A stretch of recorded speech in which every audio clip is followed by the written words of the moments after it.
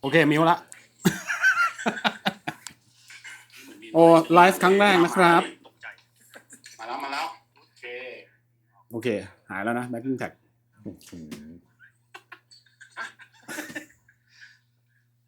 โอเคมิวละจานต้องปิดเลยเดี๋ยวโอ้โหโอ้โหซอยจุวันนี้ไม่ทันซอยจุช่วยเกริ่นที่มาที่ไปของรายการเว็บทอล์คครับไม่มีที่มาที่ไปอะไรทั้งนั้นนั่นสิรอมาถามเนี่ยอยากจัดแค่นั้นเองนะครับนะจริงๆวันนี้ก็ไม่มีอะไรหรอกก็มานั่งชวนจันหนึ่งมาครับนานๆจะว่างตรงกันนะไม่ใช่อะไรเดือนนี้เป็นไงครับจานเดือนนี้ว่างสบายๆครับเหมือนกันเลยครับเดี๋ยวหน้ายุ่งใหม่สวัสดีครับวัดโอเคนะจานบูธเสียง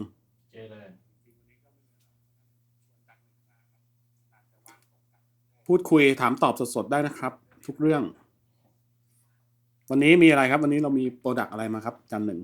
วันนี้มี Port Express ฮะ Port Express อย่างที่เห็นในจอตอนนี้เลยนะครับมาสดๆร้อนๆเราสองคนก็เพิ่งแกะกล่องมาครั้งแรกใช้ยังไม่เป็นเลยนะฮะเนี่ยแต่ดูแล้วใช้ไม่ยากมีอยู่แค่เนี้ยใช่แกะเลยไหมลองแกะเลยไหมระหว่างอาจารย์หนึ่งกินลาบไปเดี๋ยวผมจะแกะโชว์ลองดูอันนี้ราคาเท่าไหร่8-9ราคาตั้ง 9,200 เท่าที่จำได้นะครับแล้วถ้าราคาไม่ตั้งราคานอน ราคาพรีออเดอร์ตอนนั้นรู้สึกจะ 8,900 ลดตั้ง300ไม่ใช่ป่าวอาจารย์ตัวแถมไม่ได้8,500ประมาณนั้นนะครับ วันนี้ของมาแล้วพี่หนุ่ยบอกว่าจัดเชบางเมษาช้อนเมษาช้อนทอนให้พี่หนุ่ยสวัสดีพี่หนุ่ยสบายดีบ่พี่หนุ่ยน่าจะอยู่ตรดิตถ์แกะมาเลยนะครับนี่ Hot Express เอากล้องไหนเดี๋ยวจานกล้องนี้ไหมเดี๋ยวตอนนี้กล้องมันยังจับลาบอยู่เลยนี่นะครับลองกันสดนี่น่าจะเป็นพวกคุณภาพทั้งเนื้อหาและผู้ดำเนินรายการเดี๋ยวคุณรอแป๊บนึงก่อนเดี๋ยวก่อนยังไม่ได้ทำอะไรเลยอย่าเพิ่งคาดหวังขนาดนั้นเดี๋ยวก่อนกดดันแจกกันให้เห็น Hot Express Multi Effect รุ่นใหม่ล่าสุดครับแถมมาก็จะมีไม่มีอะแดปเตอร์นะครับแต่ว่าจะมีฐานเป็น AA 3 ก้อนนะครับแต่ใช้อะแดปเตอร์9โวลต์ได้ไม่ DC ธรรมดาโอเคอะแดปเตอร์ทั่วไปอะแดปเตอร์เอฟเฟกต์ทั่วไปได้เลย500มิลลิแอมป์นะครับต่อสวิตช์เพิ่มได้โอเคใช่หมดแล้วง่ายๆจริงๆผมก็รอรุ่นนี้อยู่นี่แหละเดี๋ยวลองต่อเลยหิวลาบเลยครับ โหมีทฤษฎีมาแล้วอาจารย์พี่ครับเวลาไล่คอร์ดโทนอาร์เปจิโอเดี๋ยวใจเย็นก่อนแป๊บนึง E major 7ใจเย็นโอ้โหอย่าเพิ่งเครียดใจเย็นจริงตอนเราคุยกันตอนแรกว่าจะทำไอ้เวฟทอล์กเนี่ยคืออยากจะคุยกันในเรื่องที่มันแบบนอกจากดนตรีบ้างใช่ไหมใช่ชีวิตความเป็นอยู่ชอบกินลาบไม่ชอบกินลาบอะไรพวกเนี้ยบ้างจริงๆอยากให้เป็นอย่างนั้นมากกว่าสักหน่อยนึงไม่งั้นเดี๋ยวคนเห็นหน้าเราสองคนก็แบบโอ้ปรมาจารย์อาจารย์ครับทั้งปีอย่างเงี้ยมันก็จะอีกแบบนึงอะไรนะโอเคมีซีเควนซ์ด้วยวะโอ้โหอาจารย์บูธเตรียมการมานะเนี่ยช่วยกันสดไม่สดครับเพิ่งเห็นนี่แหละครับซีเควนซ์แนะนำรายการเว็บทอล์กและโปรโมทเพจ Triangle Music จริงๆแล้วก็คือห้องนี้ที่เราไลฟ์กันอยู่เนี่ยมันเป็นสตูดิโอ C ของ Triangle Wave Eco Studio นะครับที่เรากำลังก่อสร้างกันอยู่นะครับจะเป็นห้องบันทึกเสียงห้องไลฟ์ห้องมัลติฟังก์ชันชั่วคราวที่เราทำไว้ก่อนเพราะว่าตอนนี้สตูดิโอก็จะมีอยู่3ห้องด้วยกันนะครับกำลังสร้างอยู่มีสตูดิโอ A ก็จะเป็นห้องซ้อมขนาดใหญ่เลยแล้วก็สตูดิโอ B ก็ใหญ่นี่คือใหญ่มากเมื่อกี้อาจารย์กี่ตารางเมตรนะอาจารย์230ห้องซ้อมใหญ่กว่าบ้าน200ใช่มันไม่ได้เรียกว่าเป็นห้องซ้อมก็คือแบบว่าสำหรับ ศิลปินที่ต้องการซ้อมคอนเสิร์ต โปรดักชันที่ใหญ่หน่อย ใช่ครับ พอเพดานสูงแบบสูงไปหรือเปล่า เพดาน5 เมตร 50 สามารถมาซ้อมโรยตัวได้ ใช่อย่างนั้นเลยนี่มันพูดจริงๆนะไม่ได้พูดเล่นนะจริงสูงก็คือเป็นสเกลคอนเสิร์ตนะครับแล้วก็จะมีจอด้านหลังด้วยแล้วก็ระบบไฟเป็นคอนเสิร์ตเลยระบบ PA เป็นคอนเสิร์ตเป็นมิกเซอร์ของ Yamaha PM5 ในไทยมีทำยังห้องลักษณะแบบเนี้ยจริงๆผมต้องถามอาจารย์นะต้องถามอาจารย์บูธด้วยห้องแบบนี้มันจะกลายเป็นไปในทางซ้อมอาจารย์บูธพูดให้เขาได้ยินปะโอเคไปในทางซ้อมอย่างเดียวไม่ก็อัดอย่างเดียวแต่ทีนี้เราสวิตช์ได้เลยซ้อมปั๊บอยากเก็บมัลติแทร็กเก็บเลยไม่ต้องย้ายของเดี๋ยวรอชมน่าจะเสร็จประมาณสักสิงหานะสิงหาน่าจะเปิดใช้บริการแบบเป็นซอฟต์โอเพนนิ่งครับยังไม่ได้แกรนด์ยังไม่เต็มรูปแบบใช่ก็คือก็ต้องดูว่ามีจุดไหนที่เราจะต้องปรับปรุงอะไรอย่างเงี้ยก็ทดลองเปิดไปก่อน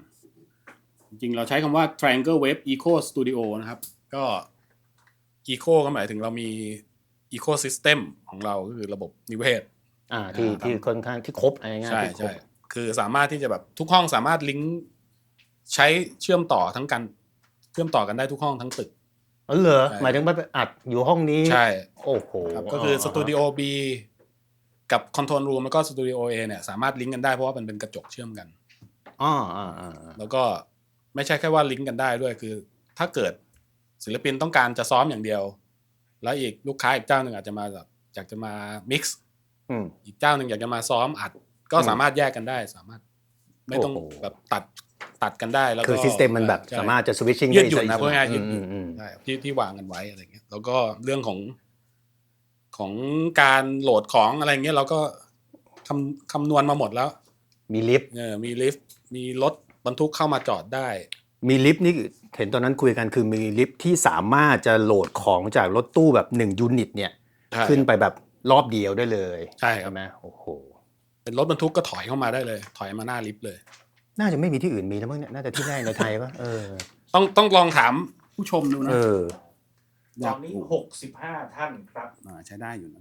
สำหรับไลฟ์ครั้งแรกนะครับมี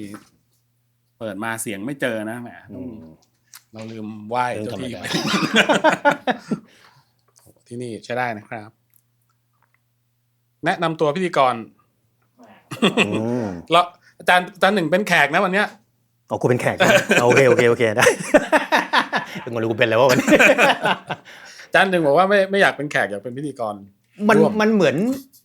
มันคุยกันบ่อยไงมันก็รู้เรื่องที่จะคุยมันรู้คือเรารู้สึกว่าเรื่องที่เวลาจะแบบมันจะทอล์กอ่ะไอคนอีกคนอ่ะมันควรจะต้องไม่รู้มันถึงจะสนุกไงพอมันรู้แล้วมันก็รู้คุยกันอยู่ตลอดว่างั้นนะถ้างั้นคำถามจากชาวบ้านนะครับเมนูโปรดของอาจารย์ทั้งสองท่านคืออะไรแจ็คก่อนจริงๆอ่ะผมอยู่แถวเนี้ยต้องใช้คำว่าดินแดนก๋วยเตี๋ยวเรือเลยปอประทีปแถวนี้เยอะจริงๆใช่คือผมจริงๆกับผมทานก๋วยเตี๋ยวเรือมาตั้งแต่เด็กมันเยอะกว่าลาบเหรอแต่เยอะกว่าร้านอาหารอีสานพอๆกันเลยครับโซนนี้อันนี้ก็คือโซนรัชดา32 36เสือใหญ่จันทร์เกษมนั่นเองจันทร์เกษมด้านหลังตรงเส้นลาดพร้าววังหินนี่ก็ร้านก๋วยเตี๋ยวร้านลาบอะไรเต็มไปหมดนะครับจริงๆที่ชอบทานจริงๆก็เป็นก๋วยเตี๋ยวเรือครับอาจารย์บูธจานหนึ่งครับเมนูเด็ดจริงๆผมกินอาหารหลากหลายแต่ว่าพวกลาบพวกอะไรก็เป็นแบบอันดับแรกๆเพราะว่าเวลาไปทัวร์คอนเสิร์ตมันจะเป็น priority หลักละ priority หลักไม่ใช่เรื่องงาน priority หลักคือเรื่องกินหาที่กินที่ไม่เคยไปอะไรเงี้ยมันก็มักจะแบบอะไรที่มันเป็นกลางที่คนทั้งวงมันจะกินได้ก็มันก็จะเป็นลาบเป็นส่วนใหญ่อะไรอย่างนั้นตอนนี้แอดวานซ์แล้วคือแต่ก่อนแล้วแจ็คเล่นกับกูมาเนี่ยตอนนั้นไม่มีกินลาบใช่กำลังจะถามอยู่เพราะว่าหลังๆรู้สึกพอเจออาจารย์หนึ่งนี่แอดวานซ์ไปกินพูดง่ายคือดิบอ่ะแล้วมันแม่งเริ่มมายังไงวะคือตอนนั้นเหมือนจุดเริ่มต้นคืออะไรสักอย่างมาแล้วก็ลองสั่งกินดูแล้วมันกินได้นี่วะใช่ไหมอาจจะเพราะว่าเรากินพวกอาหารฝรั่งที่มันเป็นปลาดิบมันก็คล้ายๆกันอ่ะท่าของอิตาเลียนมันก็จะเป็นก็คือเนื้อดิบเหมือนกันใช่ไหมก็กินไปมันก็คือน้ำตกที่เนื้อมันเป็นเนื้อดิบก็เลยก็เลยกินได้เดี๋ยวนั้นมาเพราะจริงๆเนี่ยผมเนี่ยลูกอีสานลูกคุณพ่อก็ ลาวเวียงจันทร์เลยมา แต่ว่าอาจารย์ไม่กิน ดิบ กลายเป็นแปลก ไม่ค่อยถนัดเคยกินตอนเด็กแล้วรู้สึกว่าตอนเด็กทางครอบครัวเขาดิบแบบเฮฟวี่อ่ะ ขม มันแดงมันเลือดสาด อันนั้นคือ ไง มันเรียกอะไรว่าซกเล็กป่ะ ใช่ซกเล็กก็เลยรู้สึกว่าแบบมันน่าจะเฮฟวี่เมทัล อัน กั นั้น นเราก็อาจจะไม่ค่อยไหวเหมือนกันนะแบบพวก Death ลู Metal พวกอะไรเงี้ยก็ไม่ถึงขนาดนั้นเอาไว้เขาชอบกินแล้วกัน ใช่คำถามมีรีวิวเอฟเฟกต์กินคอหมูย่างน้องหนุ่มอยู่ออสเตรเลีย มันจะเย็นแล้ววะ ต้องจ้วงกันหน่อยแล้ว จ้วงเลยอาจารย์คอมเมนต์มาได้นะครับ มีคำถามด้วยว่าคอมเมนต์เรื่องภาพและเสียงเป็นยังไงบ้างครับวันนี้คือพูดตรงนี่วันนี้นี่ซิสเต็มใหม่หมดเลยนะไมค์ก็เนี่ยเพิ่งสั่งน้องโหนมากิฟช็อปเนี่ยไมค์ตัวสลัม ไอโลโก้ที่ใส่เองมันเป็นของใหม่วะ ใส่เองจานนี่โลโก้สตูดิโอเราเลยนะครับ Triangle Wave ไมค์ก็เพิ่งสั่งมาใหม่แล้วก็มิกเซอร์ก็ได้สนับสนุนมาจาก Music Concept นะครับพี่ต้นสนับสนุนมาเสียเมื่อคืนเสียกลางดึกมี1ตัวก็เลยต้องมีสำรองไว้นะครับขอบคุณพี่ต้น Music Concept ด้วยนะครับและที่สำคัญก็คือนี่วันนี้เราได้มาทดสอบPod Express เดี๋ยวมาลองเสียงกันนะครับไปเรื่อยๆวันนี้ไม่รีบวันนี้สบายๆครับไลฟ์แม่ง3 ชั่วโมงไปเลย กินกันจนกว่าจะหมด Pod Express โดยสยามมิวสิกยามาฮ่านะครับสนับสนุนมาให้พวกเราได้ทดสอบกันวันนี้แล้วก็กีตาร์ด้วยหรือเปล่าจานวันนี้ใช่เบิร์กมาหมาดนี่พูดถึงกีตาร์ก่อนเลยดีกว่าชื่อรุ่นอะไรวะPacific อะไรนะ Pacifica Standard Pro Standard Plus Standard Pro อะไรวะเนี่ยถ้าโปรคือตัวเจแปนตัวนี้เขากล้องแบบไม่เห็นถ้าโปรคือตัวนี้อันนี้ตัวของจันแจ็คตอนนี้โปรในไทยน่าจะมีอยู่น่าจะเริ่มเข้ามาแล้วครับแต่นี่เป็นตัวแรกใช่อันนี้ตัวแรกที่สั่งมาตรงจากญี่ปุ่นสี Paddle Pop มันเรียกสีอะไรเนี่ยBlue อะไรนะ Blue Burst อะไรสักอย่างสวยดีเก๋เป็นสีที่ทำเฉพาะตัวเจแปนด้วยใช่ไหมใช่ครับสีพิเศษแต่ชมพูนี้ก็สวยนะนี่จานหนึ่งได้มาน่ารักเลยสีน่ารักตัวนี้ก็เพิ่งแกะกล่องเมื่อกี้เหมือนกันหมาดๆเลยครับเซตอัพเป็นนิดหน่อยเท่าที่ทำเป็นคือสเปคเหมือนกันครับยกเว้น radius ของฟิงเกอร์บอร์ดใช่ครับเห็นไหมจุดต่างอีกนิดนึงระหว่าง professional กับ standard part ก็คือตัวบอดี้ที่ว่าเขาจะมีการ treat ไม้คนละอย่างtreat ไม้คนละอย่างหมายความว่าก็คือยามาฮ่าเนี่ยที่ญี่ปุ่นเขาจะมี เขาเรียกว่าอะไรนะ IRA อะไรสักอย่างนึงแบบ response เหมือนไม้เนี่ยผ่านการเล่นมาเป็นเวลา10 ปีเหมือนเอาไปแบบไปมีการสั่นสะเทือนใช่คือถ้าเป็นรุ่นเจแปนก็จะมีการทรีตไม้แบบนั้นเหมือนพวกรุ่นSG หรือไม่ Repstar ที่ทำญี่ปุ่นทั้งหมดเนี่ยก็จะเป็นไม้สเปคนั้น IRA เขาใช้มาคล้ายๆเหมือนเพิ่มอายุให้ไม้มันด้วยใช่ครับก็จะตัวนี้มันเป็นเรื่องแบบกึ่งนำมาทำนิดนึงต้องลองใช่ไหมพอถึงเวลาจริงก็ไม่รู้มันก็แหมมันแฟกเตอร์อื่นอีกเยอะแยะไปหมดเลยนะปิกอัพรูเพิร์ตนี้อันนี้ไม่ทำแยกขายฮะไม่ขายครับคือยังไงก็ไม่ขายแน่ยังไงก็ไม่ขายแน่ๆเพราะว่าเท่าที่ผมจำได้นี่คือแบบที่มันแพงก็เพราะปิกอัพนี่แหละคือราคารุ่นสแตนดาร์ดพัทนี่ก็ 49,000 นะ 49,900 แล้วตัวเจแปนเซ็ตราคายังเจแปนเซ็ตมาแล้วน่าจะ 86,000 อ๋อก็โอเคเลยราคาใช่ไหมก็ไม่เป็นเวสก็เรียกว่าแบ่งเป็น2รุ่นรูเพิร์ตนิฟดีไซน์ปิกอัพจันหนึ่งเคยลองมาแล้วก่อนแล้วใช่ไหมครับไอตัวรูเพิร์ตนิฟดีไซน์ผมเคยลองตัวเนี้ยที่ญี่ปุ่นตอนนั้นไปเที่ยวแล้วก็เพราะว่ามันดิสเพลย์อยู่ทุกร้านของญี่ปุ่นเลยตอนนั้นคงกำลังทำตลาดอย่างหนักหน่วงแบบเปิดประตูเข้าไปเนี่ยมาแล้วก้อนแรก10 กว่าตัวเป็นทุกร้านเลยนะเดินหยิบมาลองดูดีตอนนั้นลองคอขาวคอดำนะคอดำสีฟ้านี่แหละมั้งสีฟ้าที่มันเป็นสีฟ้าสีน้ำเงินน้ำเงินใช่น้ำเงินเมทัลลิกรู้สึกไงครับกับปิกอัพลองเลยก็ได้เนี่ยลองฟังอันนี้ใส่สายเบอร์09มานะแบตเตอรี่ใช่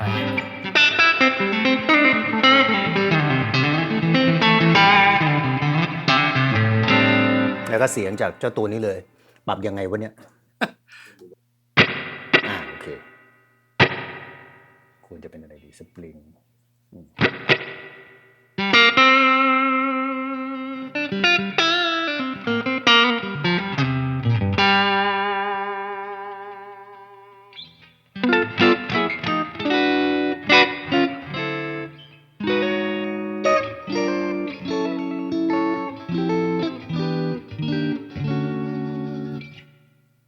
สำหรับผมว่าอาจจะคอมันอาจจะแบนไปนิดหนึ่งนะอันนี้มันเป็นส่วนตัวนะส่วนตัวแค่นิดเดียวไม่ได้รู้สึกแปลกประหลาดอะไรเพราะว่ามันรู้สึกเรเดียสมันไม่เหมือนทั่วไปปะคุ้นๆมัน 13.5 ทำไมมันต้อง13.5ใช้คำว่าอะไรนะ350มิลลิเมตร โอ้โห 13.8 นิ้ว ก็เอาง่ายๆว่าแบนกว่า12ที่ทั่วไปที่ชอบนิยมนิดนึง เกือบ14อะไรเงี้ย นิดนึงอันนี้มันจะเป็นก็เรียกว่า radius signature ของ Yamaha ทำให้มันดูเป็น signature ใช่ก็คือเอกลักษณ์ของ radius ของ Yamaha จะต้องเป็น350มิลลิเมตรหรือ 13.8 นิ้ว แต่ก็เล่นง่ายนะหนึ่งเนี่ยว่า pick up เนี่ยนี่เพิ่งแกะกล่องมาใช่ไหมผมรู้สึกว่าเนี่ยตัวที่ผมมาเล่น 2-3 เดือนที่ผ่านมาเนี่ยเสียงมันค่อยๆแบบเปิดขึ้นเหรอเหมือนมันเบิร์นมันอะไรอาจจะแบบพอมันอุณหภูมิเริ่มอุปกรณ์ทำงานเต็มที่จันหนึ่งเชื่อไหมว่าถ้า pick up ใหม่ๆเนี่ยแล้วได้รับการเล่นเนี่ยเสียงมันเปลี่ยนไหมเคยมีประสบการณ์ตรงนี้ไหมอาจจะเคาะไม่ได้ขนาดนั้นแต่ถ้า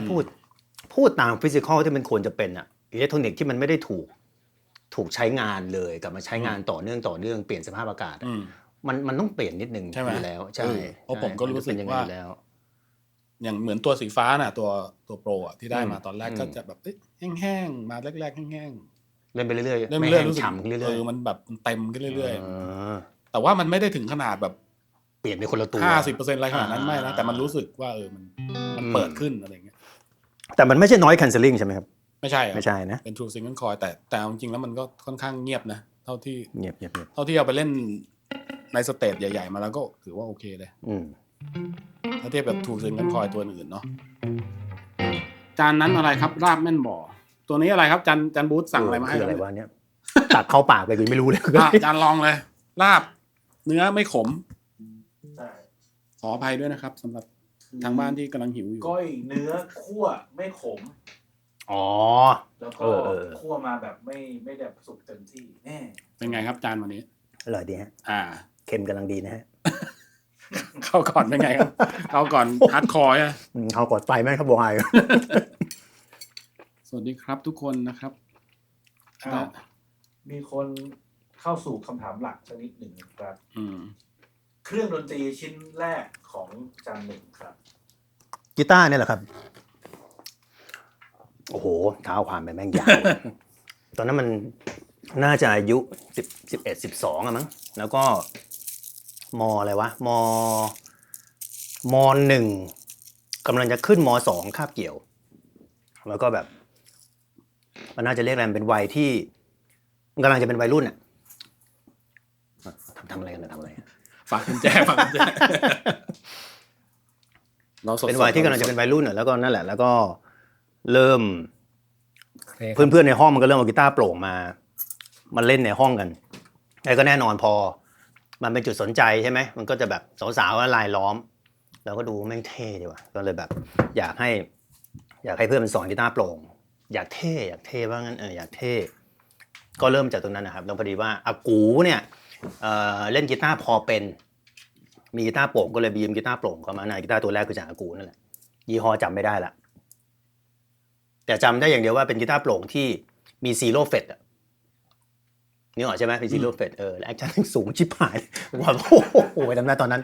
คือไอตอนนั้นไม่รู้หรอกว่าสูงไม่สูงแต่พอมันถึงตรงเนี้ยสูงชิบหายเลยแต่ก็นั่นแหละก็พยายามฝึกตัวนั้นมา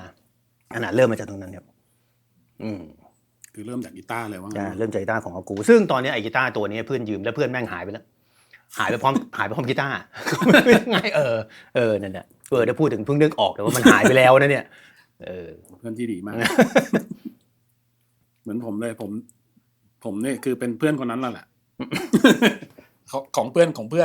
มันก็กีตาร์ไปด้วยเหมือนกันเนี่ย ก็คือเพื่อนผมเนี่ยเป็นคนที่เอากีตาร์เพื่อนมา อ๋อสลับกัน ก็ สลับกัน เพื่อนยกให้ อ๋อ เพื่อนยกให้เพื่อนรักนี่แหละแต่ไม่ได้หายไปไหน เอาเข้าไปแต่ยุคนั้นมันจะอย่างเงี้ยมันก็วัยรุ่นมันก็ยืมไปยืมกันมามันก็มุมซัวๆหน่อย ถ้าอย่างนั้นเพลงแรกที่อาจารย์หนึ่งหัดเล่นเลย เล่นเป็นเพลงแรกคือ ถ้าจำไม่ผิดนะไอเพลงแรกที่เล่นเนี่ยนึกไม่ออกแต่ว่าเพลงที่แกะโซโล่เล่นเพลงแรกคือตลอดเวลาของพี่ปูพงษ์สิทธิ์นะติวพี่จำไม่ได้เล่นไงวะ อาจารย์เคยเล่าให้ฟังอยู่ใช่ ไหมมันตอนนั้นมันอะไรไม่รู้สเกลไม่รู้เรื่องเลยก็คำหาไปตามโน้ตจำได้ว่าชอบมากแล้วก็จำได้ว่าซื้อไอ้เทปชุดเนี้ยที่มันเป็นรูปเสือโคร่งข้างหน้าซื้อ2 รอบมันฟังแม่งจนยืดเลยชอบจัดแฟนพี่ปูร้องเพลงด้วยตอนนั้นตอนนี้เสียงไม่ได้นะแม่งเปลี่ยนไปตามวัยใช่ไหมเราต้องเริ่มจากร้องเพลงก่อนดีครับโหนี่คำถามมาเต็มเลยผมชอบอาจารย์คุยกันมากกว่าเล่นอีกครับได้เดี๋ยวคุยเยอะๆฮะคุยเยอะ พี่เขียวมาแล้วสวัสดีครับพี่เขียวสวัสดีพี่เขียวครับสวัสดีครับพี่วันนี้มีจาก Yamaha มา Express กับ Yamaha Pacifica Standard Plus โอเคคุณยามิโมโตะโอโคมิสุอันนี้น่าจะใช้ Translator หรือเปล่าสวัสดีครับผมธนาคนไทยครับจากประเทศเยอรมันใช่ธนาที่ผมคุยป่ะโทษที่ผมจำชื่อไอดีไม่ได้นะน่าจะคนที่ผมเจอที่สวิตหรือเยอรมันอาจจะใช่ถ้าใช่สวัสดีนะครับสวัสดีครับคุณธนานะครับยินดีมากครับผมคุณพัทรพลบอกว่ากีตาร์ต้องเล่นบ่อยๆใช่ไหมครับเสียงจะเปิดผมว่ามันเป็นเฉพาะกีตาร์ใหม่มากกว่านะใช่มันเหมือนมันไปถึงจุดนึงมันก็ถ้าไม่ได้ไปเก็บในที่ที่แบบความชื้นเยอะๆเวอร์อะไรอย่างเงี้ยเพราะผมว่าไม้มันไม่ชอบความชื้นอยู่แล้วแหละครับความชื้นนี่น่ากลัวเพราะว่าวันก่อนที่จีนเขาก่อนเล่นกลางฝนเลยครับตากฝนเลยครับเปียกเลยครับก็เลยเก็บไว้คอนโดชั้น8เลยครับโดยที่ร้องก็ตากฝนเขาตากฝนโอ้โหเขารู้สึกอยากจะทุ่มเทตรงนั้น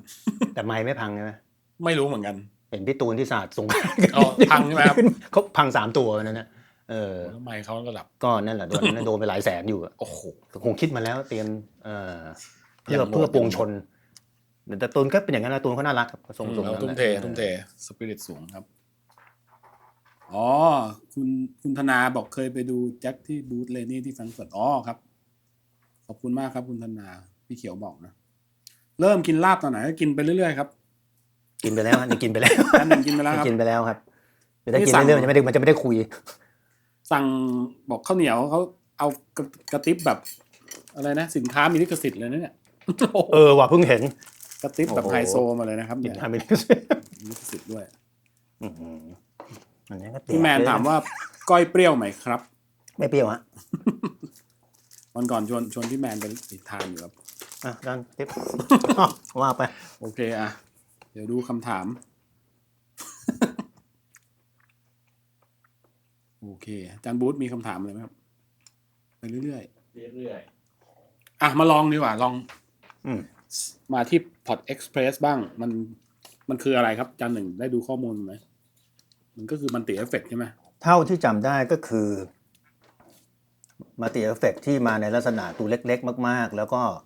ถอดเอาแอมโมเดลแล้วก็พวกเอฟเฟกต์โมเดลต่างๆของ Helix มาใช้ใช่ไหมต้องคอนเฟิร์มคุณนะกูไม่ชัวร์นะแต่ใช่แหละใช่เป็นประมาณนั้นคือมันเป็น Helix ซุปเปอร์ย่อมอย่างนั้นเลยแต่อาจจะแบบปรับedit อะไรเงี้ยในเชิงลึกไม่ได้เท่าพวกตัวที่แพงกว่าก็เน้นว่าคือเหมือนดีไซน์มาให้มันหมุนแบบพักกันเพลย์หมุนนิดนึงก็ใช้งานเร็วๆอะไรเงี้ยไหนลองซิเสียบครั้งแรกเลยครับเนี่ยผม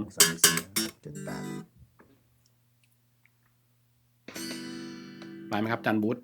ยังไม่มา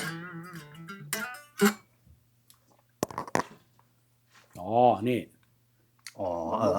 จะมีวอลลุ่มอยู่ตรงนี้นะครับคอนเสิร์ตวอลลุ่มอยู่ข้างนอกใช่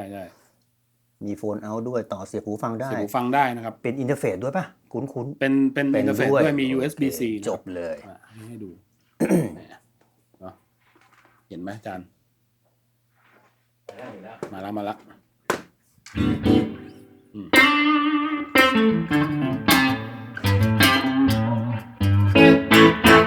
อันนี้คือเปิดจากเครื่องมาเลยนะไม่ทำอะไรเลยนะ ยังไม่ได้ทำอะไร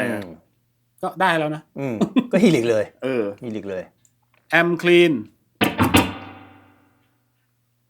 ก็คือเวลาเราจะใช้ก็เท่าที่ผมดูมาเนาะก็คือเลือกแอมจากตรงนี้ปุ่มตรงกลางนี้จะเลือกแอมอันนี้ก็จะเป็นเลือกเอฟเฟกต์อันนี้เป็น EQ แล้วเนี่ยหรือเปล่าเลือกเอฟเฟกต์ครับอันนี้ก็ปิดใช่อันนี้ปิดเอฟเฟกต์คือเอฟเฟกต์มันก็จะมีแยกเป็น distortion ใช่ไหมอาจารย์คือตามที่เห็นเลยใช่ไหมที่มันหมุนไปแล้วก็เหมือนเป็นเลเวลของมันอ่ะใช่พอมันเลยจุดเลเวลมันก็จะสวิตช์ไปถูกอีกเอฟเฟกต์นึงมันจะคล้ายๆกับอะไรนะเหมือนเคยใช้อยู่ของคุณมันก็คล้ายๆถั่วแดงนี่แหละที่หมุนไปแล้วมันก็จะเพิ่มทีละนิดใช่เพราะสมัยก่อนใช่เปลี่ยนแล้ว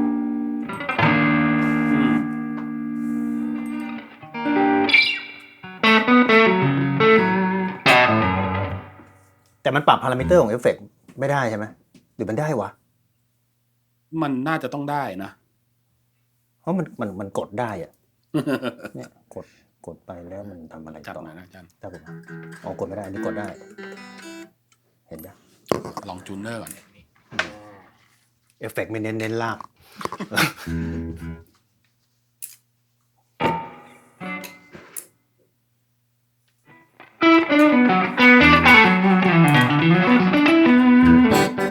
นี่จะเป็น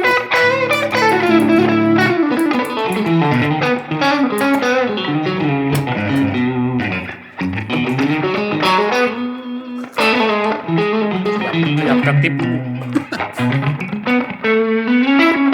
รู้สึกว่าเวลาที่เราจะปรับแอมเนี่ยมันก็จะต้องปรับสมมติเราเลือกแอมได้แล้วเลือกโมเดลแล้วเราจะปรับพารามิเตอร์ของแอมใช่ไหมกด alternate แล้วหมุนจะมีตัวที่เป็นสีเงิน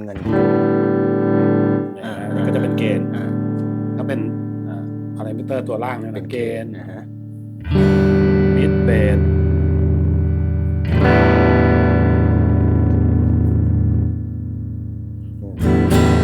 เทรเบิลครบตามปกติอันนี้ปรับมือไปโดน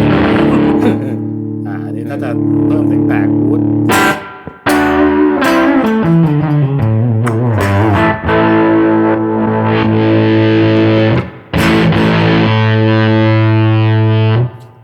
รู้สึกว่าเขาทำมาให้แบบว่าใช้ง่าย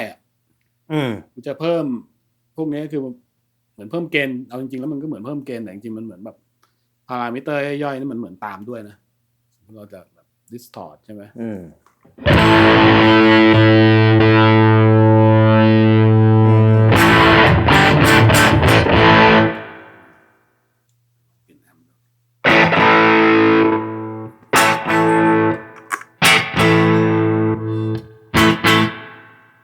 แต่สกรีนนี่ทีเดียวจบเลยนะเนี่ยใช่รู้สึกว่ามันจะต้องปรับพวกแคปซิมอะไรก็ได้นี่ใช่ไหมแคปซิมน่าจะได้แต่ใส่ IR เพิ่มไม่ได้ถ้าจำไม่ผิดนะถ้าจำไม่ผิดถ้าใส่ IR ได้นี่จะเท่มากแต่ในเฟิร์มแวร์หน้าไม่แน่น้ำจิ้มนั่นเอฟเฟกต์เสียงอะไรครับนี่ถ้าเราจะเพิ่มพวกดีเลย์ก็หมุนเอาเลยนะ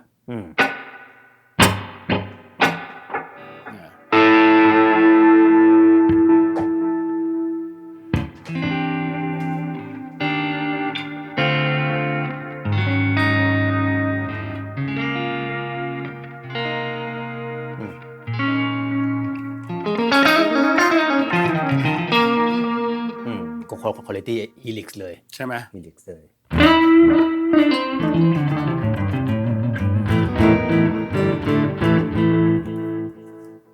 แจ๋วมันไม่มี editor ใช่ไหมหมายถึงว่าต่อคอม edit น่าจะไม่มีป่ะไม่น่ามีคุ้นว่าไม่มีไม่มีแน่ๆครับพอร์ต Express tempo ได้มีจูเนอร์ยังอุตส่าห์มีจูเนอร์ในตัวจูเนอร์เป็นไงวะจูเนอร์อย่างงี้แต่เพี้ยนจะเป็นไง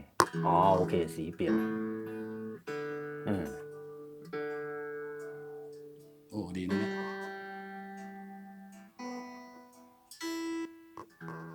ตรงก็จะเป็นเขียวนะ ก็เขียวหมดทั้งวง ฉลาด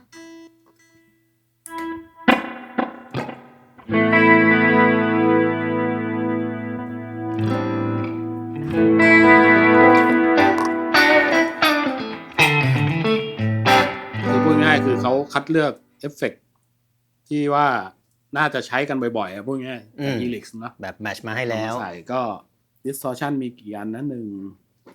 2 3 4คือเอฟเฟกต์แต่ละตัวนี่จะมีอยู่4ประเภท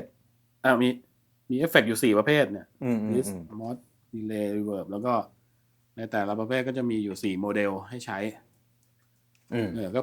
โมเดลพื้นฐานนะBoost Overdrive Distortion Fuzz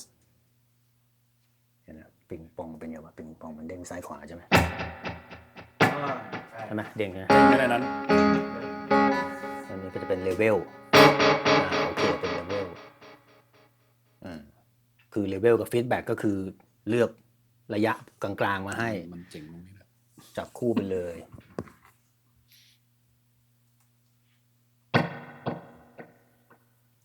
รีเวิร์บเป็นยังไงเนี่ยดิ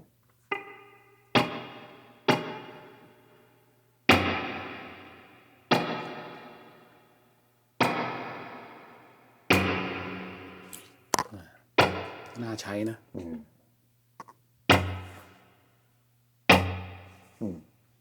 เหมือนมันเพิ่มดีเคไปพร้อมเลเวลนะใช่ใช่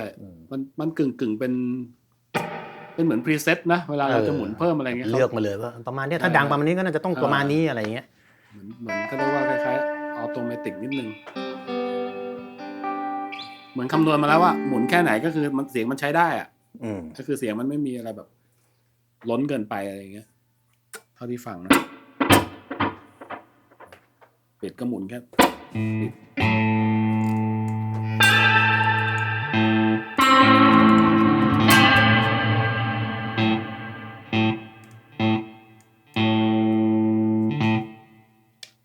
ดเพิ่มเกียร์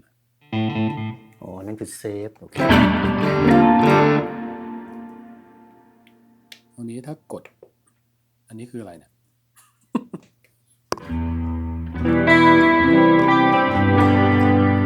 อันนี้เหมือนเซฟพรีเซตเฉยๆเลือกว่าเราจะเซฟไว้พรีเซตไหนใช่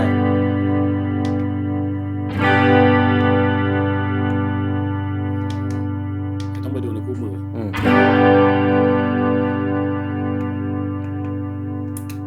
แต่ไม่น่ามีอะไรยากหรอกเพราะตัวนี้ก็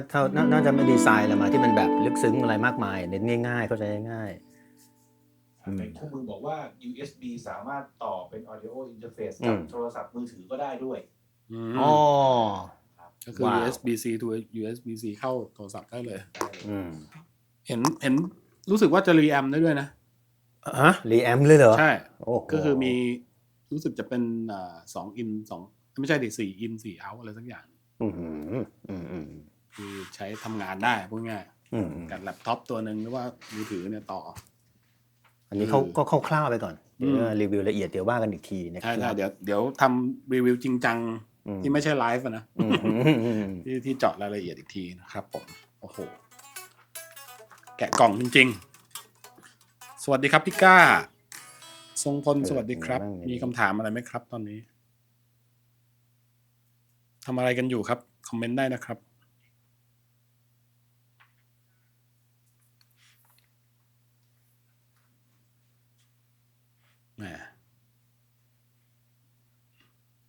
คอมเมนต์ได้นะครับภาพและเสียงเป็นยังไงอันนี้เราจัดกันสดๆวันนี้เลยนะเนี่ยอุปกรณ์นี่เซตอัพใหม่หมดมีน้องคนหนึ่งถามว่าทำไมตอน mix ใน Cubase ทำไมเสียงเบากว่าเสียงของ YouTube ครับเบากว่าครึ่งหนึ่งอย่างต้องมีการตั้งค่าเบื้องต้นอย่างไรบ้างโอ้โหต้องอาจารย์บูธตอบเนี่ยอีกรายการหนึ่งแล้วกันอันนี้ตั้มเป็นเรื่องการ mastering ใช่เดี๋ยวจะมีอีกรายการหนึ่งอยู่แล้วครับเดี๋ยวเราไปว่ากันตรงนั้นรายการเกี่ยวกับเรื่องการบันทึกเสียงการ mixing เนี่ยเดี๋ยวให้อาจารย์บูธนะครับงั้นเดี๋ยวผมขอพูดรายละเอียดสักนิดนึงก็ได้เสียงคลีนเนี่ยเป็นตู้ Fender Princeton Reverb ครับเสียงคลีน อ๋อของตัวนี้นะมาตัวนี้ ใช่ครับ สเปเชียลเป็นเสียงที่2สเปเชียลนะครับเป็นไลน์ซิกตัว litigator นะครับ โอเค litigator ฮะ ส่วนเสียงที่3 chime นะ chime เป็น matchless ครับ DC 30 channel 1 clean นะครับ4 dynamic เป็นเอเดรียนนะครับเป็นเอเดรียน5เป็น crunch นะครับเป็นรู้สึกจะเป็นฟีดแมนเนี่ย DE 100อ๋อเหรอโอ้โหนั่นครั้นเหรอวะโอเคโอ้โห เราเนี่ยมันคันแค่ไหน6ที่เขียนว่า heavy มาจาก classic Lysic Oblivion นะครับอ๋อ Oblivion ในเสียงชอบมากเลยมันมากไฮเกนเหรอมันมากอาจารย์ลองเลย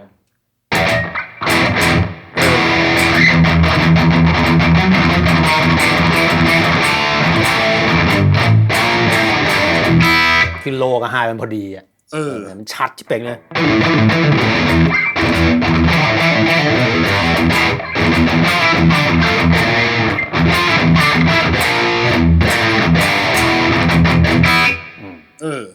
นี่หมุนมาปุ๊บได้เสียงไม่ต้องอีกคิวอะไรเลยไม่ต้องทำอะไรเหมือนกัน7ลีดมาจาก PV 5150ครับโอ้โหอาจารย์ลองลีดกลางบานอยู่นี่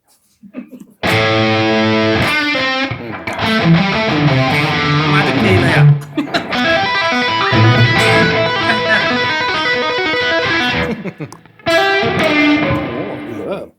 นี่พรีเซตจะดีกว่าตัวใหญ่กันเนี่ยนั่นน่ะดิเนี่ยหมุนมาปุ๊บเนี่ยได้เสียงนี้เลย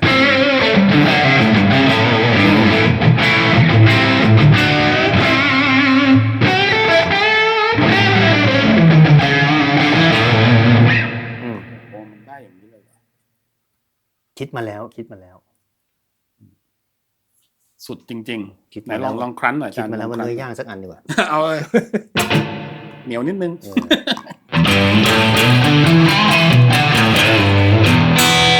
ตอนนี้เราต่อเป็นสเตอริโอทั้งคู่นะอาจารย์บุ๊คนะครับ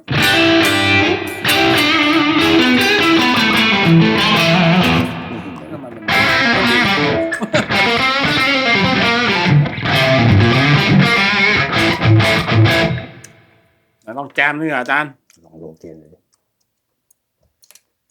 แจมกันเลยดีกว่าสดจริงบลูส์นิดนึง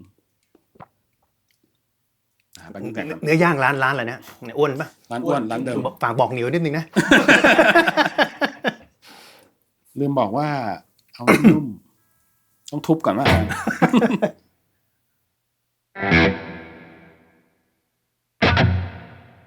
จันบุ๊คเดี๋ยวผม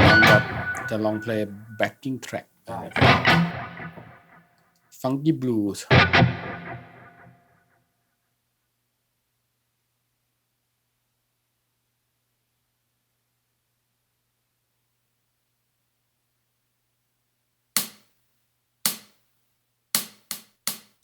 Sharp minor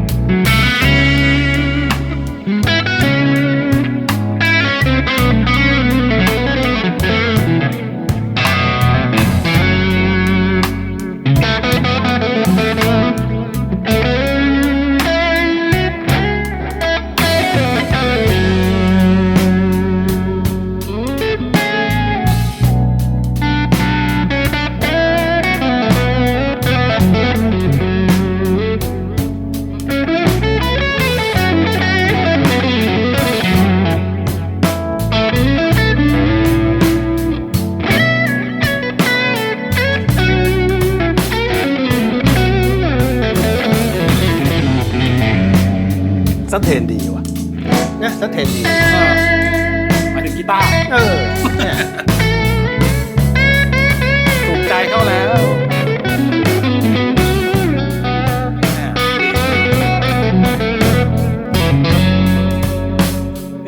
แบบไม่ได้เซตอะไรกันเลยอาจารย์หนึ่งมาเสียบแล้วเล่นเลยลองดูไง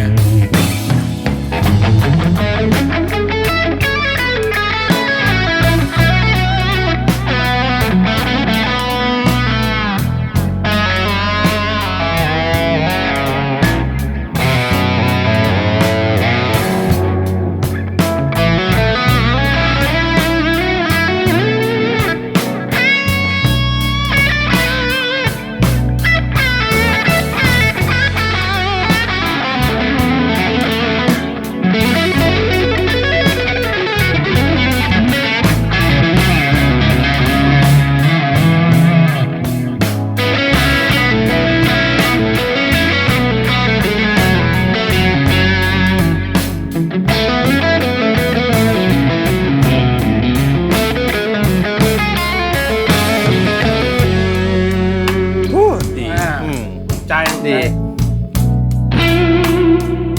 เล่นไม่จะถามจันหนึ่งว่าเฟดจันบูธตอนเราเล่นกันนี้เราพูดเสียงมันจะได้ยินไหมมันไม่ได้เข้าใหม่นี่ใช่ไหมได้เป็นเอาโอ้โหสุดยอดนะครับซาวระดับเทพจันบูธนี่มันติจริงๆวันนี้จะถามจันหนึ่งว่าบาลานซ์ปิกอัพเป็นไงบ้างตัวนี้นี่คือแกะกล่องเมื่อกี้เลยนะครับพลาสติกยังไม่ออกเลยนะนี่คือเขาวางมาดูเท่ากันนะตัวฮัมเบอร์เกอร์ก็จะใกล้กว่าสายนิดหน่อยหรือมันเท่ากันแล้วเนี่ยตากูแย่แล้วตัวนี้ใกล้กว่าหน่อยใกล้กว่าหน่อยแต่ว่าเมื่อกี้เล่นไปสวิตช์ระหว่างซีนคอร์กับฮัมเบอร์เกอร์เนี่ย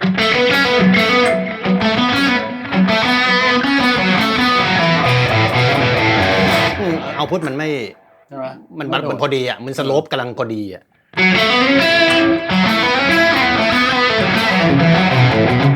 ตัดคอยได้ใช่ไหมเนี่ยโอเค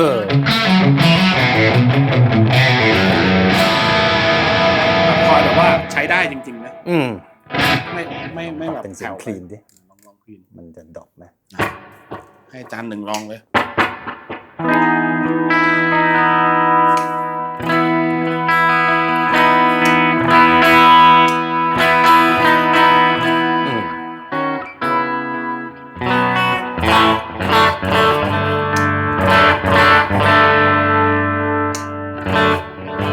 ตัดคอยดีป่ะ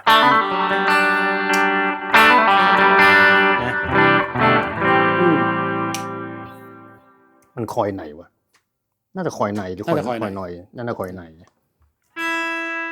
ดีคาแรคเตอร์ปิกอัพคิดว่าเป็นไงครับมันมีก็เรียกว่าอะไรมี reference ไหมโอ้โหว่าเสียงมันมาจากไหนอะไรไงคือมันก็มีความโมเดิร์นประมาณหนึ่งนะแต่ว่าไดนามิกจะเยอะใช่ไหมคือไม่คอมเพรสอ่ะไม่คอมเพรสเลยโปร่งแบบเวอร์หน่อย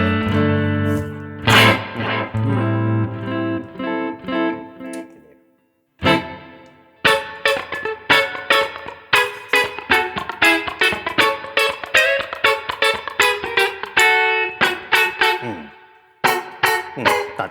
ผสมคอยก็ไม่ค่อยทู่ด้วย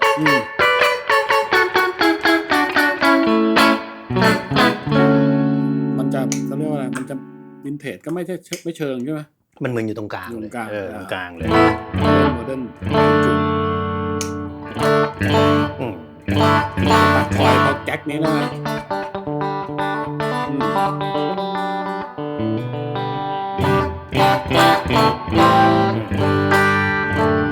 โอ้แต่ปิกอัพนี่แบบ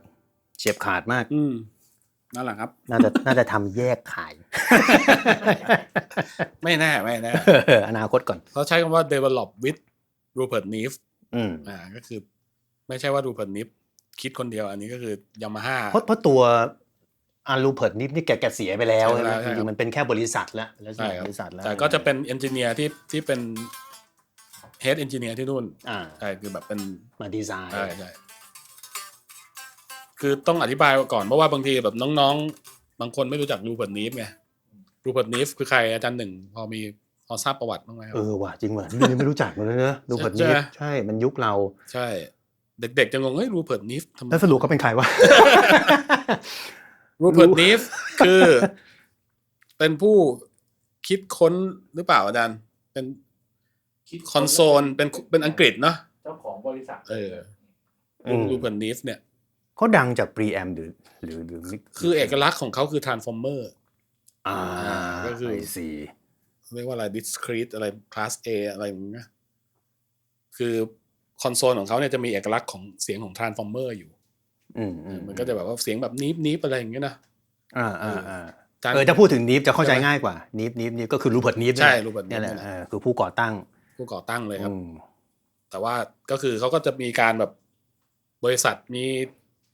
เปลี่ยนเจ้าของบ้างอะไรบ้างแต่แกก็คือขายลิขสิทธิ์ไปแล้วก็ล่าสุดบริษัทสุดท้ายก็จะเป็นรูเบิร์ตนีฟดีไซน์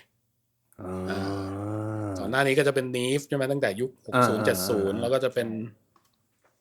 AMS นีฟมาเทคโอเวอร์ถ้าทันภาพยนตร์เรื่อง Sound City ที่ฟูเฟเตอร์ก็จะอันนั้นหนักที่เป็นพวกบอร์ดคลาสสิกมันชื่อรุ่นอะไรนะตัวนั้นอ่ะมันไม่ใช่แคปิคอนเลยใช่ไหมมันหมายถึงรุ่นคลาสสิกของเขาเลยใช่ไหม8อะไรไม่รู้นะ80อะไรป่ะอาจารย์ใช่แต่ว่ามันจะมี preamp ที่ว่าโดดเด่นเลยนะ1073ใช่ไหมใช่ครับ1073ที่ว่ามือกีตาร์ชาวล็อกนี่ถ้าแบบเสียบไมค์ผ่าน1073 เปรียมในตำนานแล้วเสียงกีตาร์จะเหนียวขึ้นมาทันที ไอ้คำว่าเหนียวนี่แม่งเหนียวคืออะไรพูดภาษาอังกฤษพูดไงวะคำว่าเหนียวเสียงมันเหนียวเสียงมันสติ๊กกี้เสียงแบบข้าวเหนียวใช่ป่ะวะเหนียวมันจะพูดยังไงวะ thickness ป่ะ thickness โหยากนะภาษาไทยนี่เป็นอะไรที่แม่งแบบมันฝรั่งถ้าเรื่องเสียงก็จะใช้คำว่าอะไรนะ meaty อะไรนะมีเนื้อมีหนังอ่ะmeaty meaty sound meaty อาจจะได้ยินบ่อยอีเซนเหนียวก็น่าจะแบบความหมายใกล้เคียงกัน meaty แต่ได้ยินบ่อยมากเลยเวลามือกีตาร์อะไรอย่างเงี้ย meaty tone อะไรอย่างเงี้ยจริงๆมันเป็นองค์ประกอบนะจริงๆใช่มันนิดๆหน่อยๆเดี๋ยวจะไปเรื่องภาษาไทยมันมีความก็เรียกว่ามันมีความละเอียดของภาษาเยอะอะมิติแม่งเยอะภาษาไทยเนี่ยใช่แต่ถ้าเกิดว่าน้องๆมือกีตาร์งงงวยก็คือจริงๆแล้วรูเบิร์ตนีฟเนี่ยอยู่ในผลิตภัณฑ์ของ Yamaha เช่นมิกเซอร์เหรอ Audio ใช่เหรอมานานแล้วเป็น part of เนี่ยเหรอเหรอในมิกเซอร์รุ่น PM Series อย่างเงี้ยหรือ CL ที่เราเจอกันตามคอนเสิร์ตกันหนึ่งก็จะมี preamp ของนี้ใส่มาอยู่แล้วกดได้ที่ stage เอฟเฟกต์แบ็คอินต่างๆก็คือเป็น transformer เลยนะก็คือเป็น transformer ของ Neve เลยมาแล้วคำว่าเหนียวติดมือคืออะไรครับชิปหาย อธิบายยังไงวะเหนียวมันเริ่มมาจากไข่ว่าไอ้คำเนี้ยเหนียวติดมือมันพูดต่อกันมาตั้งแต่เด็กอยากจะรู้จริงเหนียวติดมือ sound เสียงแต่งเหนียวติดมือเหนียวติดมือแต่ถ้ามันเขาเรียกว่าไงถ้าเราไม่พูดถึงความเป็นนักดนตรีเลยนะเช่นสมมุติว่าอาจารย์หนึ่งเนี่ยกีตาร์ของอาจารย์หนึ่งเนี่ยเซตอัพมาดีอ่ะไอคนอย่างผมที่ไม่ใช่มือกีตาร์ไปเล่นแล้วมันเหนียวติดมือเล่นแล้วมันถนัดไปหมดก็คือความหมายเดียวกับเล่นง่ายเนี่ยประมาณนั้นเนี่ยมันมีมิติของภาษาเยอะมากเลยนะเหนียวติดมือนะเขาเหนียวจิ้มหยดน้องตู้บอกน่ากินมากเสียงเคี้ยวดังหน่อยขอโทษนะเดี๋ยวต้องนี่ก่อนมีคอมเมนต์นี้มาอันนี้เป็นบุคคลผู้มีพระคุณกับผมมากเลยก็คือพี่ยงยุทธครับจันบูธพี่ยงยุทธมาคอมเมนต์สวัสดีครับพี่ยุทธโอ้สวัสดีด้วยครับสวัสดีด้วยน่าจะได้เจอเร็วนี้พี่ยุทธเป็นผู้ที่ชักนำผมเข้ายามาฮ่าครับอายุ20 ปีที่แล้วโอ้โหตอนนี้พี่ยุทธน่าจะ สบายดีนะครับพี่เดี๋ยวเห็นมีมาแซวเรื่องของ Channel Strip อยู่ใช่ไหมอาจารย์บูธใช่เดี๋ยวทักทายพี่ยุทธเข้าไปนะครับผมขอบคุณมากครับพี่ กระติบข้าวเหนียวขโมยซีน พีทบอกกระติบข้าวเหนียวเพื่อเข้าฉากปกติเขาไม่ได้ใช้ไอ้กระติบอย่างนี้ใช่ไหมนี่คือแบบว่ามาเพื่อเหมือนเข้าฉากขนาดนั้นเหลวเลยแล้วกันนะเพราะว่าขนาดนั้นเหลวเนี่ยข้าวกลางวันยังไม่ได้กินอ้าวเหรอ ขอจิ้มแจ่วก่อนนะครับหยดอีกแล้วอาจารย์เอาเลยตามสบายผมด้วยเอาเข้าไป ระหว่างต่อกีตาร์ direct out กับเข้าแอมป์แล้วจ่อไมค์มีข้อดีข้อเสียอย่างไรบ้างโอ้โหอันนี้ก็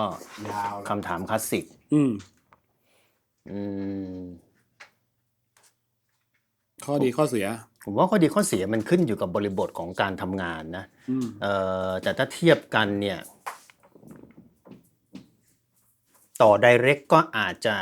ดูเหมือนปัญหามันจะน้อยกว่าในการจัดการเสียงบนเวที อยู่ที่ว่าบนเวทีเราฟังแบบไหนด้วยเราฟังกีตาร์เราเนี่ยจากอะไรจากเวทมอนิเตอร์จากสมัยนี้อินเอียร์แน่นอนแล้วเป็นอะไรที่เป็นสแตนดาร์ดไปแล้ว อืม ใช่ พูดถึงเรื่องนี้ตอนนั้นเราเคยคุยกันเรื่องอินเอียร์เนี่ย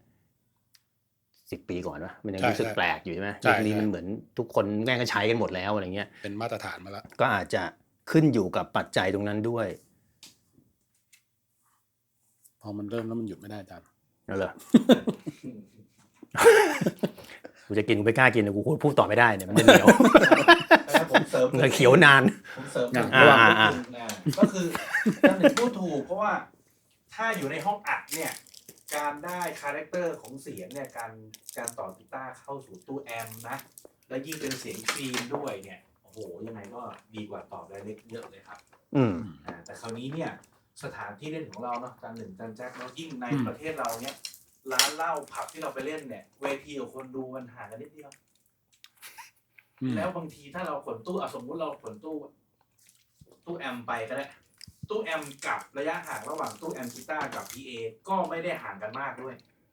แค่เปิดแอมกีตาร์ดังนิดนึงเนี่ยคือทุกอย่าง ชิบหายแล้ว พังเพราะงั้นอาจารย์หนึ่งก็พูดถึงบริบทของการเล่นที่ไหนบันทึกเสียงหรือเล่นโสดอะไรเงี้ยก็เกี่ยวหมดครับเป็นอย่างนี้เสริมนิดนึง คือมันพูดได้เลยว่าบ้านเราเนี่ยส่วนใหญ่สถานที่เล่นใช้คำว่าส่วนใหญ่ไม่ใช่ทั้งหมดมันจะเป็นสถานที่ไม่ได้ดีไซน์มาเพื่อเป็นไลฟ์แบนด์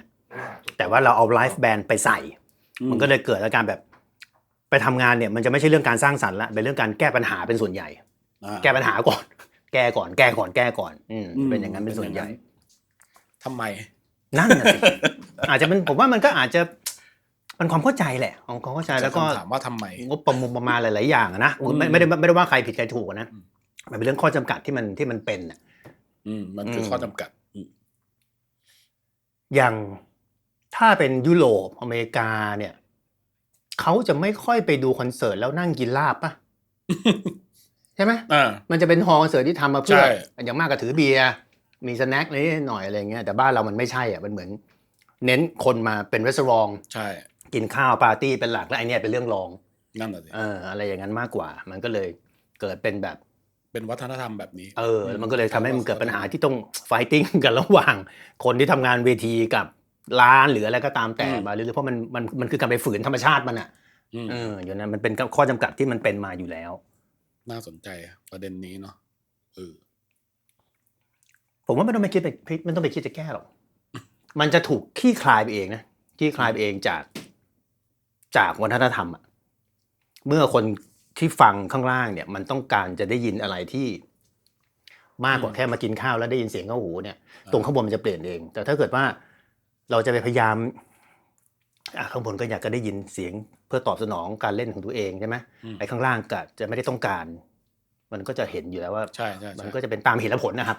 แค่นั้นเองก็ต้องอะไรมันไม่มีอะไรผิดถูกเนาะก็ว่าผ่อนปรนเดินหน้าถอยหลังกันหาจุดที่มันค่อนข้างจะกลางพวกนี้แล้วกันนะให้มันทำงานไปได้อะอย่างนั้นดีกว่าไม่งั้นมันจะกลายเป็นแบบเครียดไปทำงานแล้วแม่งเครียดไม่สนุกเพราะว่าเราจะเอาสแตนดาร์ดของเราเนี่ยไปให้คนอื่นมาเท่าสแตนดาร์ดเราตอนผมวัยรุ่นผมเป็นอย่างนั้นนะพอมาถึงวันนี้เนี่ยมันทำงานให้มันสนุกอ่ะสำคัญสุดเลยถูกต้องสำคัญสุดเลยดีกว่าไปนั่งแบบสแตนดาร์ดกูเท่านี้เขาไปทำงานไปเอนจิเนียร์ไม่ใช่พวกเราเอนจิเนียร์เผลอๆไม่เข้าใจเท่าเราสมมุตินะเครียดกลับมากูโพสต์ Facebook ได้มันก็นึกออกไหมมันก็ยิ่งแบบโอ้โห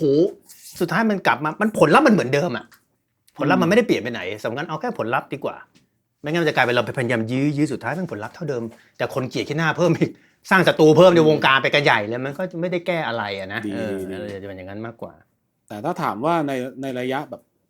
จริงๆจันหนึ่งก็อยู่ในวงการแบบเนี้ยเล่นมาแบบนี้20 ปีนะเป็นอย่างน้อย20 ปี10 กว่าแล้ว ถ้าเทียบกับยุคแรกๆกับยุคนี้มันมีพัฒนาการมา หมายถึงเรื่องซิสเต็มใช่ไหม ใช่ครับทั้งเรื่องซิสเต็มทั้งเรื่องคนทำงานบุคลากร มันดีขึ้นนะดีขึ้น แต่ก็อาจจะไม่ได้ดีขึ้น ถ้าพูดถึงส่วนตัวเนี่ยอาจจะไม่ได้ดีขึ้นแบบที่เราคิดว่าเมื่อย้อนไป20 ปีแล้วเราคิดว่าวันนี้มันจะเป็น แต่มันก็ดีขึ้นอยู่ในเปอร์เซ็นต์ที่โอเคไม่ได้ขี้เหร่หรอกครับก็คุยกันรู้เรื่องขึ้นเอาอย่างนี้แล้วกันพื้นฐานความรู้ดีขึ้น เทียบได้กับน้องๆใหม่ๆที่มาทำเทคอย่างวงปาล์มนี่อย่างเงี้ยเทคน้อยใหม่เนี่ยค่อนข้างจะไว้ใจได้เลยความรู้เขาบางทีแม่งรู้มากกว่าเราอีกจะศึกษาเรื่องเจเนียนู่นนี่นั่นไอ้มิมเนี่ยมือกีตาร์ที่เล่นกับผมเนี่ยกีตาร์เทคมันเนี่ยเป็นกีตาร์เทคที่แม่งเป็นกีตาร์เทคจริงๆเลยนะคือรู้มากกว่าไอ้คนเล่นซึ่งถูกต้องแล้วนั่นคือคำว่ากีตาร์เทคไงคนเล่นก็คือจะได้หน้าที่เล่นใช่ปรับยังไงหันถามกีตาร์เทคนั่นแหละก็เป็นอะไรที่แบบโอเคเดี๋ยวก็ดีไงเพราะฝรั่งมันเป็นอย่างนั้นแม่งกูมาเล่นอย่างเดียวสมองกูใช้เพื่อตรงนี้เท่านั้นอะไรอย่างเงี้ยใช่เหมือนเคยดูคลิปของสตีเวนวิลสันเนี่ยวง Porcupine Tree เขาให้เขาสัมภาษณ์กับอุปกรณ์อะไรอย่างเงี้ยไม่รู้เรื่องอะไรหรอกเนี่ยไปถามนู่นเลยกีตาร์เทคอธิบายเดียวคือเขาแค่จะมีเสียงในหัวที่อเล็กซ์เล่นอยู่ด้วยใช่ป่ะใช่ยังเล่นอยู่ป่ะตอนนี้ไม่ได้เล่นแล้วตอนนี้เขากลับมาเป็น Porcupine Tree แล้วตอนนั้นจะเป็นสตีเวนวิลสันโซโล่แล้วก็อเล็กซ์เล่นก็จะมีเพลง Porcupine Tree เล่นอยู่อะไรอย่างเงี้ยน่าสนใจมาดูคำถามดีกว่า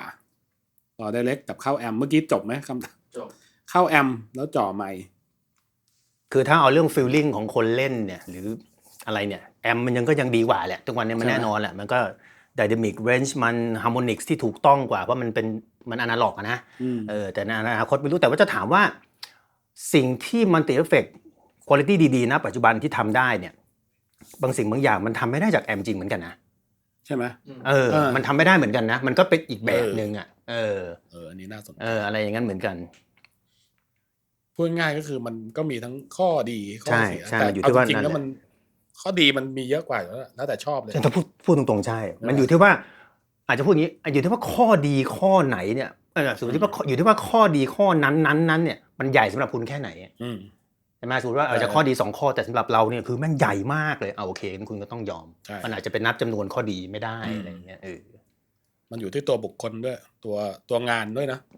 งานที่มันอาจจะเป็นข้อดีข้อเดียวเลยแต่แม่งสำหรับกูนี่คือข้อนี้แม่งต้อง 100% อะไรอย่างเงี้ยนะอะไรงั้นก็โอเคก็ว่ากันไปตามนั้นครับสวัสดีอีกครั้งครับมีเพิ่งเข้ามาก็เหมือนเบนธนวัฒน์เบนอะไรนะวงอะไรนะเบนนครสวรรค์แล้วเนี่ยมาเซตดีครับนี่คุณทัชชัยถามว่ารบกวนขอความรู้หน่อยครับอาจารย์เวลาปรับเสียงเอฟเฟกต์ดีแล้วกับสตูดิโอมอนิเตอร์พอไปเสียบตรงที่ร้านมันเกิดการที่เสียงเปลี่ยนไปคลาสสิกคลาสสิกถ้าเราจะแก้นี้คือเราต้องคัด EQ monitor จากใน mix แทนใช่ไหมครับเราจะแก้ยังไงครับเวลาเจอแบบนี้ เขาเรียกว่าอะไร input output มันไม่เหมือนกันเนาะใช่ไหมผมว่ามันหลายปัจจัยเลยคือต้องหาก่อนปัญหาคือแม่งจะตรงไหนคลาสสิกเรื่องนึงที่มักจะเกิดขึ้นก็คือบ้านเรามักจะจะพูดยังไงให้มันไม่บัวไม่ช้ำน้ำไม่ขุ่นดีวะ เอาอย่างนี้แบ่งเป็นฝั่งผมพูดแบบตัวอย่างว่าเอนจิเนียร์ที่ทำงานในบ้านเราเนี่ยมันมีทั้งคนที่เป็นเอนจิเนียร์จริงๆคือหมายถึงว่าเรียนมาก็ตามแต่เรียนมันอาจจะไม่ต้องไปเรียนในโรงเรียนก็ได้นะมันนักศึกษาที่มีพื้นฐานเอนจิเนียร์ที่ควรรู้เหมือนมือกีตาร์คุณต้องรู้สเกลคุณต้องรู้พื้นฐานสเกลอะไรอย่างเงี้ยมันอาจจะมีไม่เยอะมากหรือมันเยอะก็ไม่รู้แต่มันอาจจะไปแจ็คพอตเจอคนที่ไม่รู้ตรงนี้เยอะมากวิธีการทำงานของเขาก็อาจจะแบบว่าให้คนหนึ่งมาช่วยเซตอันนี้จากประสบการณ์จริงที่เห็นมาช่วยเซตและตัวเองก็อาจจะรู้ในบางฟังก์ชันต่างๆแต่พอมันถึงจุดที่จะต้องแก้ปัญหาหรือความ flexible ความยืดหยุ่นในการทำงานอย่างเงี้ยปัญหาอย่างแรก EQ compressor 2 อย่างล่ะกับกีตาร์สั่งคอมเพรสเซอร์ออกมอนิเตอร์แล้วใส่เยอะใช่ไหมมันก็อาจจะมาจากวงก่อนหน้านั้นที่อาจจะไม่ต่อไลน์อาจจะจ่อไมค์แล้วแบบเปิดเขาเรียกอะไรไดนามิกเยอะมาก ดังเบาเยอะก็เลยกดไว้เพื่อความปลอดภัยแต่พออีกคนนึงอาจจะทำงานแบบต่อไลน์ทำเลเวลมาที่บ้านไม่ได้ใส่คอมเพรสเซอร์กูฟังพอดีเลยหรือซ้อมในห้องซ้อมกับทุกนู่นหรือเล่นอีกร้านนึงพอดีมาอีกร้านที่มาเจอคอมเพรสที่มันเทรโชมันเยอะมากอ่ะมันก็ผมว่าปัญหาอย่างแรกก่อนเลยคุยกันสักหน่อยครับคุยกันแบบไม่ต้องตั้งแง่ซึ่งกันและกันก่อนใจเย็นๆน่ะใจเย็นๆนะผมว่าปัญหามันแก้ได้จากการสื่อสารที่ถูกต้องก่อนใช่แค่นั้นเองคุยกันก่อนพี่ครับปลดคอมเพรสเซอร์ให้ผมออกหน่อยได้ไหมอะไรอย่างเงี้ยอะไรอย่างนั้นนะมันค่อนข้างจะทัดชัยเยอะนะเรื่องพวกนี้ก็ค่อยๆจะเจอคำถามแบบนี้ประจำเนาะเวลาไปเล่นที่ร้านผมว่าก็ทักษะอีกอย่างหนึ่งของนักดนตรีที่ดีก็คือการแก้ปัญหาเฉพาะหน้าเนาะใช่คือเราก็ประสบการณ์ก็ต้องทำให้เราเล่นได้อย่างเป็นมืออาชีพอะคือเล่นเราก็ต้องสนุกด้วยใช่คือถ้าเรากังวลว่าเสียงไม่ใช่แบบผมว่าจะให้มันใช่แบบที่เราคิด 100% ถ้าเรายิ่งแบบเล่นหลายๆที่ด้วยเนาะมันก็เป็นไปไม่ได้มันต้องเผื่อแก็บเลยอ่ะใช่เผื่อไว้เลยถ้าไม่งั้นเราต้องมีมอนิเตอร์ส่วนตัวหมายถึงเป็น ear monitor อะไรงั้นไปเลยก็อาจจะช่วยได้นะแต่ก็ต้องบาลานซ์ดีครับผมลองครับพวกนี้เป็นเรื่องประสบการณ์ส่วนหนึ่งด้วยเนาะถ้าผ่านใช่คือพูดง่ายอะผมผ่านจุดที่ว่าเล่นแล้วไม่มีเสียงมาแล้วอะเราเล่นไงอะก็เล่นไปครับไม่มีเสียงเนี่ยเขามิวลายกีตาร์ผมในเอียร์แล้วก็เล่นไปตามความรู้สึกแต่คือเสียงมันออกพีเอเสียงออกพีเอโอ้โหอย่างเพราะเลยไปอีกขั้นแล้วไปอีกขั้นแล้วคือผ่านมาแล้วมันก็สถานการณ์บนเวทีคือเราต้องทำให้ได้ไงมืออาชีพครับมืออาชีพ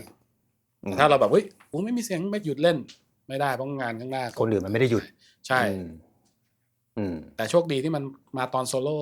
เสียงมันกลับมาตอนโซโล่คือถ้าโซโล่คือถ้าตีคอร์ดไม่มีเสียงยังพอทนเนี่ยแต่ตอนโซโล่ถ้าไม่มีเสียงโอ้โหสนุกสนานคือบนเวทีความดังขนาดนั้นคือเราไม่มันก็คงมันก็ต้องเล่นไปอ่ะก็ต้องเล่นคือตอนนั้นก็คิดอยู่ก็ต้องเล่นแล้วแหละพอดีมีการย้ายสเตชันไงสเตชันที่เราอยู่พอเป็นเซตอะคูสติกต้องย้ายไปตรงนั้นแล้วมอนิเตอร์เอนจิเนียร์เขางานโหลดอยู่อะไรเงี้ยเราลืมปลดนิ้วเราอะไรโอ้โหเห็นไหมก็ต้องเล่นก็มีทุกคนมีเหตุผลนะมันอาจจะไม่ใช่ว่าทุกคนจะแบบอยู่ในสเตจที่ไม่ตั้งใจไปเสมอไปอะไรอย่างนั้นนะมันก็อาจจะมีงานมันก็เกิดขึ้นได้ใช่ human error เป็นเรื่องปกติเรายังกดผิดได้เลยประจำรัชบุตรถามว่าปรับเอฟเฟกต์เล่นสดกับใช้อัดใช้วิธีปรับเหมือนกันไหมครับเหมือนไหมใช้อัดเหมือนไหมเหมือนไหมวะ คือมันก็ต้องเล่นสดกับใช้อัดมันก็ขึ้นอยู่กับงานเราสุดท้ายก็ขึ้นอยู่กับงานที่เราเล่นนั่นแหละถ้าส่วนตัวเรานะเราจะมองจากfrequency ของแบรนด์ของไอเสียงที่อัดมาก่อนหน้าเสียงกลองที่จะโปรแกรมมาหรืออะไรก็แล้วแต่ว่าลักษณะของนั้นเป็นยังไงซึ่งบางทีไอเสียงที่ใช้เล่นสดนะกูจะชอบปรับหนาๆไงแต่พอมันมาอยู่กับแบรนด์บางทีอย่างเงี้ยแบบในบางมันแบบเฮ้ยหนาไปว่ะผิดที่ผิดสังคมก็ต้องลดลงเพื่อให้มันกลมกลืนอะไรอย่างเงี้ยสถานการณ์อันเนี้ยต้องฟังสิ่งแวดล้อมฟังเพื่อนบ้านด้วยฟังเพื่อนบ้านอะไรอย่างเงี้ยสำคัญคือไม่ใช่ว่าเราไปเล่นกีตาร์ของเราคนเดียวนะใช่ต้องอยู่ในที่ที่เหมาะสมเสียงของเราเนาะเสียงกีตาร์ของเราโอเคคำถามไหลมาได้เรื่อยๆนะครับรู้สึกจะดูกันอยู่นิ่งๆนะเนี่ย50-60 คนนี่ถือว่าโอเคนะไลฟ์แรกตอนนี้หลังบ้าน61 คนใช้ได้สาระนิดนึงนะครับเมื่อกี้สวัสดีน้องป้อมด้วยนะครับป้อมปีดกับป้อมนะฮะที่จัดรายการอยู่กับปีดบอดี้สแลมเนี่ยทักทายมาสวัสดีครับน้องป้อมนะครับเดี๋ยวไว้เผื่อมาคอลแลบกันนะครับได้เลยเดี๋ยวพูดง่ายคือถ้าสถานที่เรากว้างอย่างนี้ก็จะเชิญได้นะนั่งคุยกัน10 คนแม่นเลยเชิญได้อันนี้เป็นห้องชั่วคราวนะครับของ Triangle Wave Eco Studio นะครับสตูดิโออยู่ที่ซอยรัชดา32นะครับอยู่ข้างบ้านอาจารย์บูธเลยครับก็เข้ามาจากรัชดา32นิดเดียวครับ800 เมตรตรงมาแล้วก็อยู่ซ้ายมือนะซ้ายมือครับไม่ต้องรีวิวแล้วครับไลน์ซิกรีวิวเนื้อย่างดีกว่าเหนียวครับวันนี้เหนียวติดมือไม่ใช่เหนียวติดฟันเราเนี่ย บางชิ้นก็เหนียวบางชิ้นก็ไม่อาจารย์ เดี๋ยวคราบพระไป แต่อันนี้เหนียว ป้ายยาแอมหน่อยครับอาจารย์กำลังกลับมาคิดถึงน้องวิวถามว่าป้ายยาแอมกำลังกลับมาคิดถึงหมายถึงแอมจริงๆมั้ง โอ้โห มีไหมตอนนี้อาจารย์หนึ่งยังมีแอม เดี๋ยวมา แอม ถาม อยู่ที่ คน บ้าน ไม่ค่อยใช้แอมจะป้ายยังไงเดี๋ยววะเนี่ย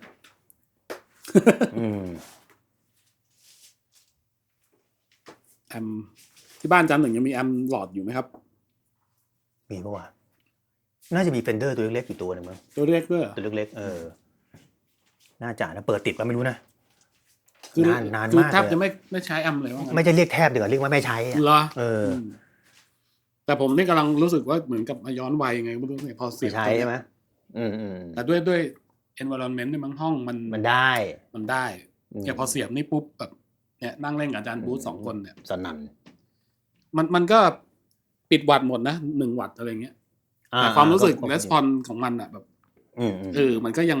ถ้าถามจริงๆถ้าเราได้เล่นหน้าตู้กับลำโพงสปีกเกอร์ของกีตาร์แบบนี้มันก็ยังมีอะไรเทียบไม่ได้หรอกนะ โอ้ยอยู่แล้วแหละถ้าเล่นเสียงแบบอย่างเงี้ยมันเพียวกว่า ใช่แล้วด้วยไดนามิกแบบว่าถ้ายิ่งกีตาร์รุ่นนี้ด้วยเนี่ยไดนามิกดีเวลาลดบน โอ้ไดนามิกนี่อนาล็อกนี่ชัดเจนเลยกระแทกนี่ปักมาได้แบบเปิดเสียงไดรฟ์อยู่พอลดปุ๊บมันคลีนเลยอย่างเงี้ยอันนั้นก็อาจจะเป็นแบบดิจิตอลอาจจะยังทำ เพราะเรื่องนี้ ไม่ได้ใช่ไหม เอาจริงๆมันชัดมากแต่ก่อนพูดถึงพอร์ตถั่วแดงแต่ก่อนเนี่ยเอาไปเล่นบลูส์อะไรที่มันต้องแบบไดนามิกโอ้โหไม่ได้เลยอ่ะยุคนั้นไม่ได้เลยยุคนี้นี่แบบเฮ้ยแม่งตีตื้นแล้วนะอนาคตอีก5 ปี10 ปีนี่ก็ไม่รู้เหมือนกันดีขึ้นมันดีขึ้นอยู่แล้วล่ะถ้าพูดว่ามันตีตื้นเนี่ยถ้าพูดถึงเรื่องเทคโนโลยีเนี่ยมันก็ใกล้เคียงแล้วนะใกล้เคียงใช่ด้วยนี่ถ้าพูดถึงเรื่องของอะไรanalog to digital ตัว converter มันใช่ไหมที่มันพัฒนาขึ้นคือยุคก่อนพอดนี่ถั่วแดงน่าจะ30 ปีแล้วนะ20 กว่าปี30ใช่ไหมยุคนั้นนี่แบบ dynamic range มันอาจจะยังแคบอยู่ใช่ไหมมันก็เลยทำให้แบบว่าเวลาเราจะเล่น dynamic เยอะๆนี่มันอาจจะเสียงแหลมเสียงอะไรมันจะดูปลอมไปหมดแต่ในยุคนั้นเขาก็โหกรี๊ดกราดกันแล้วอ่ะมันไม่ต้องมานั่งจ่อไมค์ใช่ไหมเพราะก่อนหน้าที่จะเป็น POD เนี่ยมันก็จะเป็นอะไรนะเป็นพวกแซงแอมเป็นพวก Rockman รุ่นพวกเราไม่ทันแล้วแต่มันรุ่นพี่โอมอะไรเงี้ยแซนแอมพี่โอมชาตรีแซนแอมมันก็ยังไม่เชิงเป็นดิจิตอลนะใช่ไหมอนาล็อกแต่ว่ามันเหมือนนั่นแหละมันเหมือนพวกมีแคปซิม IR สมัยเนี้ยเป็นฟิลเตอร์เป็นอะไรอย่างเงี้ยใช้เป็นฟิลเตอร์แต่พอดมันก็คือเป็นดิจิตอลยุคแรกๆเลยใช่มันคือแบบดิจิตอล100%เลยที่แบบใช้ดูแล้วแบบเสียงมันใช้งานได้จริงๆมากสุดอะไรเงี้ยใช้ของบนเดลลิงสมัยก่อนก็จะมีคอก AX5 เพราะผมจำได้ว่าก่อนที่มันจะเป็น POD เนี่ยมันจะมีปลั๊กอินชื่อว่า Amp Farm ที่อยู่ดีๆก็โอ้โหแม่งดีว่ะแล้วก็ใช้กันหมดเลยแล้วสักพักนึงก็เป็น POD ออกมาสุดๆจริงนั่นแหละสมัยบันทึกเสียงยุคแรกๆยุคแรกอาจารย์แจ็คยุค Pro Tools อัดทันอนาล็อกป่ะทันเทปป่ะทันครับเรียลเลยใช่ไหมใช่โอ้เรียลผมไม่ทันผมไปทันอัด ADAT ปักจริงๆแล้วยุคเราจริงๆมันอัด ADAT อัดลง DAT อัด ADAT เป็น ADAT แบบม้วนวิดีโอด้วยม้วนใหญ่1ม้วนมี8 channel เพราะของกูจะอัดตอนนั้นอัดที่ห้องอัดเบเกอรี่ที่สยามอ่ะเซ็นเตอร์พอยต์เก่านั่นแหละมันชิบหายเลยแต่ที่มีโอกาสได้อัดลงเทปนี่คืออัดเพลงลูกทุ่งยุคนั้นเนี่ยแม่งต้องเรียวอย่างเงี้ยได้คาแรคเตอร์ผ่านมิกเซอร์โอ้โหก็สนุกดีมึงอัดเพลงลูกทุ่งเลยยุคนั้นอัดแบบเขาเรียกว่าอะไรจังหวะพาไปอะไรเงี้ยไม่ได้อัดแบบเยอะแยะอะไรนะไปช่วยเขาอัดหน่อยอะไรเงี้ยคือที่ห้องอัดเขายังใช้อยู่นะครับโอ้สมัยนี้หากลายเป็นแบบแรร์เทมไปแล้วล่ะของเรามีนะครับ Triangle Wave โอ้โห24แท็กครับผมต้องเอากลับมาใช้ครับคืออัดลงไปบนรีลจริงๆเลยป่ะหรือว่าแค่ใช้คอมพิวเตอร์มันไม่ครับใช้อัดลงไปในเทปจริงๆครับมีแล้วก็ยังใช้ได้ดีคาลิเบรตเรียบร้อยโอ้โหเอาละเดี๋ยวเราจะเอามาติดตั้งนะครับจะกึ่งมิวเซียมแล้วนะครับเนี่ยก็เอาจริงๆแล้วก็จะประมาณนั้นนะครับคืออุปกรณ์ที่มีอยู่นี่เป็นย้ายมาจากอีกที่หนึ่งนะครับจากบัตเตอร์ฟลายนั่นเอง เรียกว่ามีผู้ใหญ่ใจดีที่แกเก็บของพวกนี้ไว้ใช่ครับ ก็คือยังอยู่ครบทุกชิ้นมันจะไม่อยู่กับยุคพวกเรานี่หรอหรือเปล่าวะ คำถามมาอีกผมเป็นเหมือนกันครับมันติพรีเซตเดิมบางร้านก็ดีบางร้านพอย้ายร้านเสียงห่วย บางร้านเล่นวันนี้เสียงดีพรุ่งนี้มาใหม่เล่นเสียงห่วยแล้วน่าจะปัญหาเดียวกับที่ผมพูดเมื่อกี้ใช่การปรับหรืออะไรถ้าไม่นับเกี่ยวกับเรื่องที่ว่าอุปกรณ์มันเออร์เลอร์นะน็อกเนิกอะไรว่าไปไฟเฟยเพราะบ้านเรานี่ก็ไฟก็รู้กันอยู่ว่าโอ้โหฝรั่งมาเล่นนี่ด่าชิบหายกับทุกวงเลยอันนี้มีมาอีกเมื่อกี้คำถามไปไหนละเมื่อกี้น้องตั้มถามว่ามีวิธีกำจัดเสียงกระด้างจากมัลติเอฟเฟกต์ยังไงโอ้โหเสียงกระด้างแบบดิจิตอลมันต้องฟังก่อนนะว่าคำว่ากระด้างของเขาเป็นยังไงเรื่องพวกนี้อธิบายยากมากกระด้างกระเดื่องหรือเปล่าถ้าเป็นผมนะ ถ้าเป็นผมจะลองหาพรีเซตที่คุณฟังว่าไม่กระด้างใน device เดียวกันในเครื่องเดียวกันเนี่ยจะของใครสักคนของฝรั่งที่เราฟังนี่ไอเนี้ยไม่กระด้างโหลดของแม่งมาก่อนแล้วมาเล่นกระด้างไหมถ้ายังกระด้างอีกกีตาร์หรือเปล่ากีตาร์ถ้ากีตาร์ไม่ใช่กูแล้วแหละเป็นตัวกูอะไรนั้นมากกว่ากระด้างอะไรนั้นก็ต้องอาจจะปรับเปลี่ยนวิธีการดีดก็ได้เป็นไม่รู้ฮะต้องเปลี่ยนเป็นคนที่แฟกเตอร์หลายอย่างขึ้นต้องลองหาโซลูชันแต่ละคนมันไม่เหมือนกันนะวิธีแก้ปัญหาของอาจารย์บูธมีคำแนะนำไหมถ้าเจอเสียงกีตาร์ก็เสียงเอฟเฟกต์กระด้างถ้าตอนนี้ที่มีปัญหาแล้วต้องอธิบายบ่อยๆแบบที่หนึ่งพูดในสถานะที่ต้องคุยกับมือกีตาร์บ่อยๆว่าตัวเราเป็นซาวด์เอนจิเนียร์เนี่ยต้องอธิบายเขาก่อนว่าสมมุติเขามีคำถามว่าเฮ้ยที่ปรับเมื่อคืนไม่ใช่เสียงนี้นะคือที่สำคัญอย่างมอนิเตอร์ครับมอนิเตอร์เวทมอนิเตอร์ที่เราเห็นข้างหน้ามันมีไฮอยู่ไงมันมีทวิตเตอร์เพราะฉะนั้นเสียงกีตาร์เขาจะไม่เหมือนเดิมตั้งแต่เปิดให้สภาพมอนิเตอร์มันดีแค่ไหนด้วยแต่มันมีไฮพอมันมีไฮว่ามันจะรู้สึกว่ากีตาร์มันไม่ค่อยหนามันกรอบเพราะมันมีไฮแบบอย่างนี้ได้เพราะฉะนั้นวิธีการแก้ไขปัญหาเราก็เลยจะบอกว่าถ้างั้นเดี๋ยวผมลองไฮคัทที่มอนิเตอร์ดูให้ก่อนก็ค่อยๆไฮคัทไปแต่เขาเหมือนเมื่อคืนแล้วโอเคเข้าใจเราก็ไม่ต้องไปทำอะไรกับโทนกีตาร์เขาเลยเพราะว่าสิ่งที่เขาได้ยินลำโพงที่บ้านสตูดิโอมอนิเตอร์เขากับมอนิเตอร์บนเวทีมันคนละเสียงก็อธิบายกันเพราะนั้นก็กลับไปที่เรื่องเดิมแบบที่จันหนึ่งบอกก็คือมันต้องคุยกันก่อนแล้วก็หาโซลูชันร่วมกันแก้ไขร่วมกันแล้วเขาก็เหมือนเขาก็ได้ความรู้กลับไปด้วยเราก็ทำงานง่ายด้วยจบเลย2 นาทีจริงแค่นั้นเองแค่คุยกันใจเย็นๆอย่าเพิ่งไปรีบตั้งแง่กันซะก่อนร้านนี้เสียงห่วยคุยหรือยังต้องถามสรุปไปคุยนาทีเดียวแก้ได้โตคัดค่อยหาวิธีคุยไงครับลองดูนะครับแต่ถ้าเราจะแบบน้องอาจจะแบบโลคัทไฮคัทมาจากบ้านเลยได้ไหมการบูทดีไหมมันก็แล้วแต่แนวอีกนะแต่ถ้าเกิดถามว่าที่บ้านไม่เห็นบวมขนาดนี้เลยทำไมมาที่นี่ถึงบวมก็ต้องคุยอีกเพราะ PA มันมีซับโลการปรับกีตาร์ที่บ้านแล้วรู้สึกว่าไม่ค่อยมีโลเพราะว่าลำโพงเราไม่มีโลเราไม่ได้ยินมันใช่คราวนี้แต่ถ้าเกิดโลมันมากซาวด์เอนจิเนียร์เขาก็ต้องคัดออกพอคัดออกปั๊บไม่แน่การคัดโลลงไปถึงประมาณสัก200 เฮิร์ตซ์เนี่ยกีตาร์เริ่มจะไม่มีโลจริงๆแล้วอันนั้นจะเป็นกรอบจริงนะเริ่มจะไม่มีเนื้อด้วยกีตาร์ยังมันมีเนื้อของมันยังต้องมีพอได้อยู่ถ้าไปคัดขนาดนั้นก็สุ่มเสี่ยงนิดนึงคือถ้าพูดตรงก็คือถ้าเสียงมันหายไปจากตัวเอฟเฟกต์ที่เรามีอยู่เนี่ยเราจะไปเพิ่มให้หวังให้คนข้างหน้าเขาเพิ่มให้เราไม่ได้แล้วแต่ถ้าเกินมาเนี่ยมันยังพอตัดออกไปได้เนาะใช่ไหมเบสบวมมาเกินอย่างเงี้ยก็ยังพอช่วยได้แต่ถ้าแบบไปคัดจนแบบเขาเรียกอะไรตูดหายว่างั้นก็ต้องลองดูแล้วแต่แนวด้วยนะพูดถึงเรื่องนี้อีกมันก็เป็นอีกอย่างนึงนะที่รู้สึกว่าหลายคนจะชอบมีคือเวลาปรับเสียงกีตาร์แล้วจะชอบปรับเสียงกีตาร์ไม่ค่อยเป็นเสียงกีตาร์กันคือเราต้องเข้าใจก่อนว่ากีตาร์เนี่ยมันเป็นเครื่องมือที่มันอยู่ในฟรีเควนซีที่มันมิดไฮมันไม่ใช่เครื่องมือที่มันคุมทุกฟรีเควนซีอยู่แล้วก็ไม่ใช่โลใช่คือบางคนจะชอบปรับเสียงมันหนาๆคำว่าหนาของเขาบางทีเนี่ยสำหรับกูเนี่ยคือบวมมันเกิน100 เฮิร์ตซ์แล้วมันถึงโอ้โหแม่งมานี่ก็เบสอยู่เนี่ยเวลาเล่นที่บ้านมันดูสนุกมันดู เขาเรียกอะไรมันดูปลอดภัยอ่ะเพราะเวลามันเบอร์มันฟังเล่นผิดเล่นถูกไม่ชัดไงแต่พอมันแบบลงมาสัก100หายไป150มันจะเริ่มชีวิตจริงมันเริ่มโผล่เรื่อยๆซึ่งไอเสียงตรงนั้นมันคือเสียงที่ออก PA อ่ะ นั่นแหละก็อาจจะต้องปรับตัวให้อยู่ในชีวิตจริงๆให้กีตาร์มันชัดจากฟรีเควนซี่มันไม่ใช่ความดังนะไม่ใช่เปิดกีตาร์ดังแต่ให้โผล่ด้วยฟรีเควนซี่มันอันนี้ก็นั่นแหละครับประสบการณ์อีกเหมือนกันอย่าเพิ่งไปกลัวเสียงแหลมต้องอย่างนี้ก่อนต้องตั้งอย่างนี้ก่อนใช่จะได้ยินตอนนี้จะได้ยินคอมเมนต์บ่อยแบบบางทีซาวด์เอนจิเนียร์ก็จะแบบมาโพสอะไรเงี้ยผมมือกีตาร์กลัวเสียงไม่หนาอะไรเงี้ยคำว่าหนาคืออะไรหนาของกีตาร์เหนียวมาแล้วหนาก็คือคัดหายไปเรื่อยๆอันนี้แหละสำคัญเลย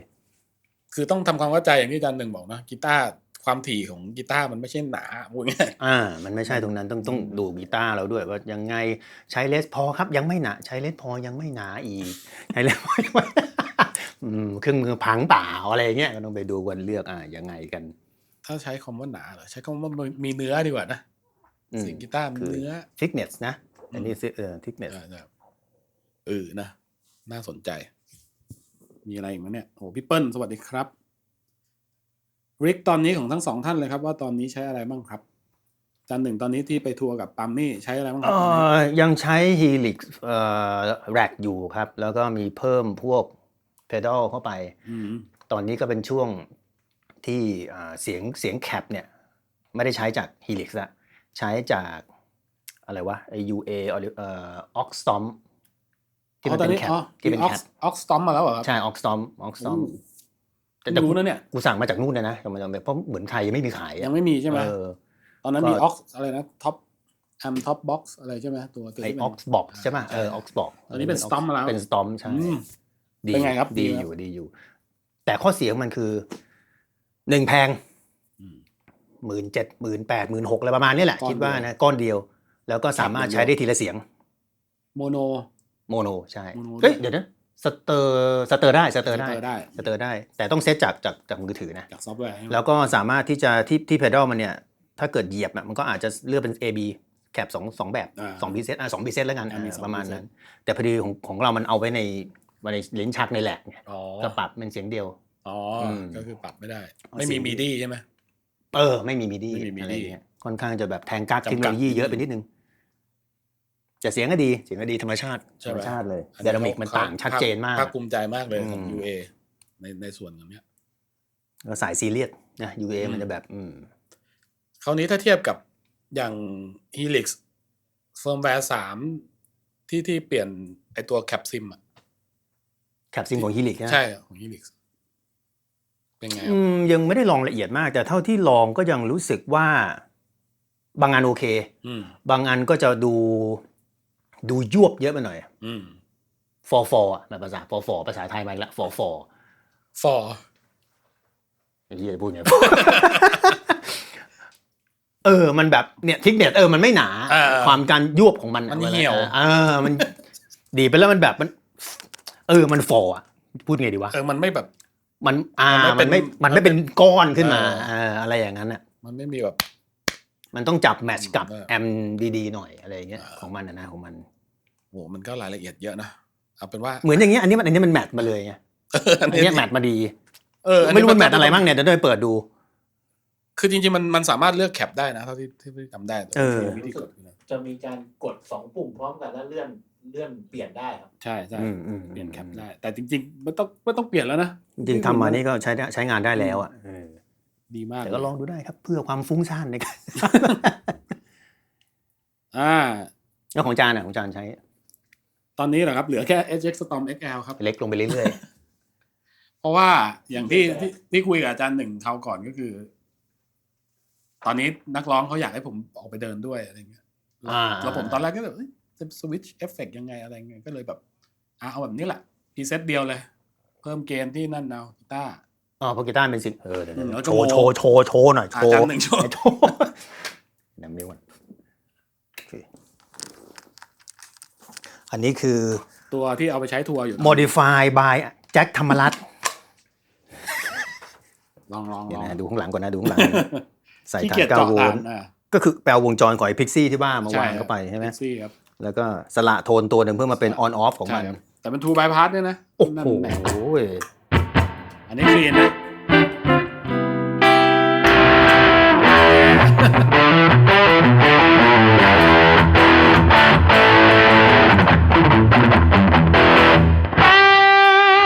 อ่ะเดนตีคอร์ดต่อน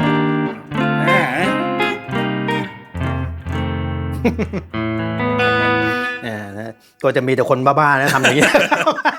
แบบโอ้โหคือมันต้องใช้ไวเลสด้วยไง อันนี้ มันต้องใช้ไวเลสแล้วก็เดินไปถึงนู่นอ่ะ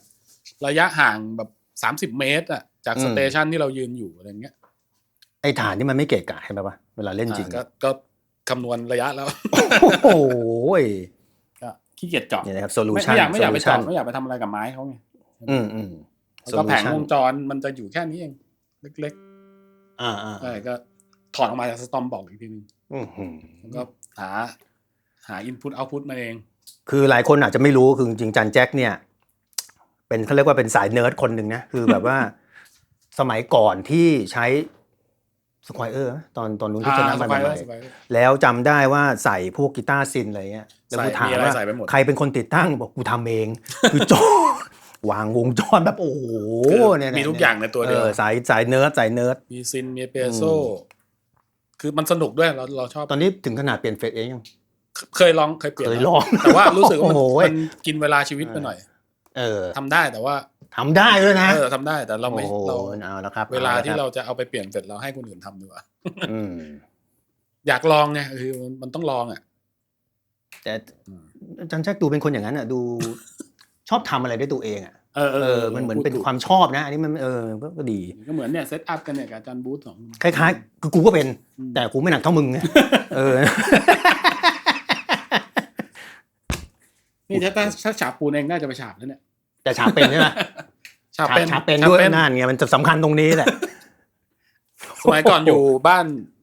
ตรงแถวหลัก4นั่นก็ช่วยพ่อฉาบนี่กูเรียนถาปัดปวชถึงกูฉาบเป็นนะตอนนี้กูไม่เป็นแล้วล่ะตอนนั้นเรียนต้องฉาบโอ้โหอันนี้ไปฝึกตอนไหนอ่ะก็สมัยก่อนปู่เป็นช่างไงคือจริงๆอันนี้มันได้แบบว่าเป็นก็เรียกว่าส่งต่อกันมาปู่นี่เป็นช่างไม้แบบช่างไม้ของทหารบกอ่ะปู่นี่สามารถเหมือนกันเลยสร้างวัดคนเดียวสร้างวัดทำแบบกุฏิไม้อะไรเงี้ยทำอยู่คนเดียวเนี่ยคนเดียวเลยใช่ศาลาไม้ทำคนเดียวแล้วปีนขึ้นมายังไงอ่ะก็ทำของแกเห็นทำแบบที่มันทำได้ด้วยบอกคนเดียวใช่แกทำของแกเนี่ยเข็นไม้เลือกสายไม้อะไรของแกเครื่องมือเต็มโอ้โหเป็นทหารช่างแต่แกแข็งแรงไงแกแบบโอ้จำได้เลยคือจำปู่ได้ก็แบบปู่เป็นคนแบบเหมือนนักกล้ามอ่ะแล้วก็พ่อได้พ่ออีกอย่างคือพ่อเป็นช่างไฟฟ้าอิเล็กทรอนิกส์ผสมกันเลยอ๋อกูว่าเจเนติกแล้วดูทรงแล้วแบบชอบช่างชอบความเป็นช่างอะไรรถก็เริ่มซ่อมเองแล้วอาจารย์เพราะทำไอ้พวกรถระบบนะพวกนั้นก็ทำเองครับจิบหายไปกันใหญ่แล้ววะมันคืออะไรวะ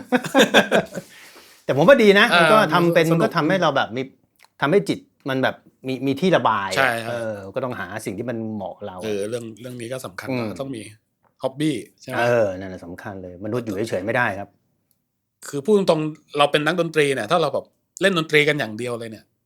มันก็บางทีก็นี่ได้นะเพราะดนตรีเป็นเรื่องอารมณ์นะใช่มันพูดเรื่องนี้ประเด็นนี้เนี่ยหลายคนชอบคนที่ไม่ใช่ดนตรีอ่ะ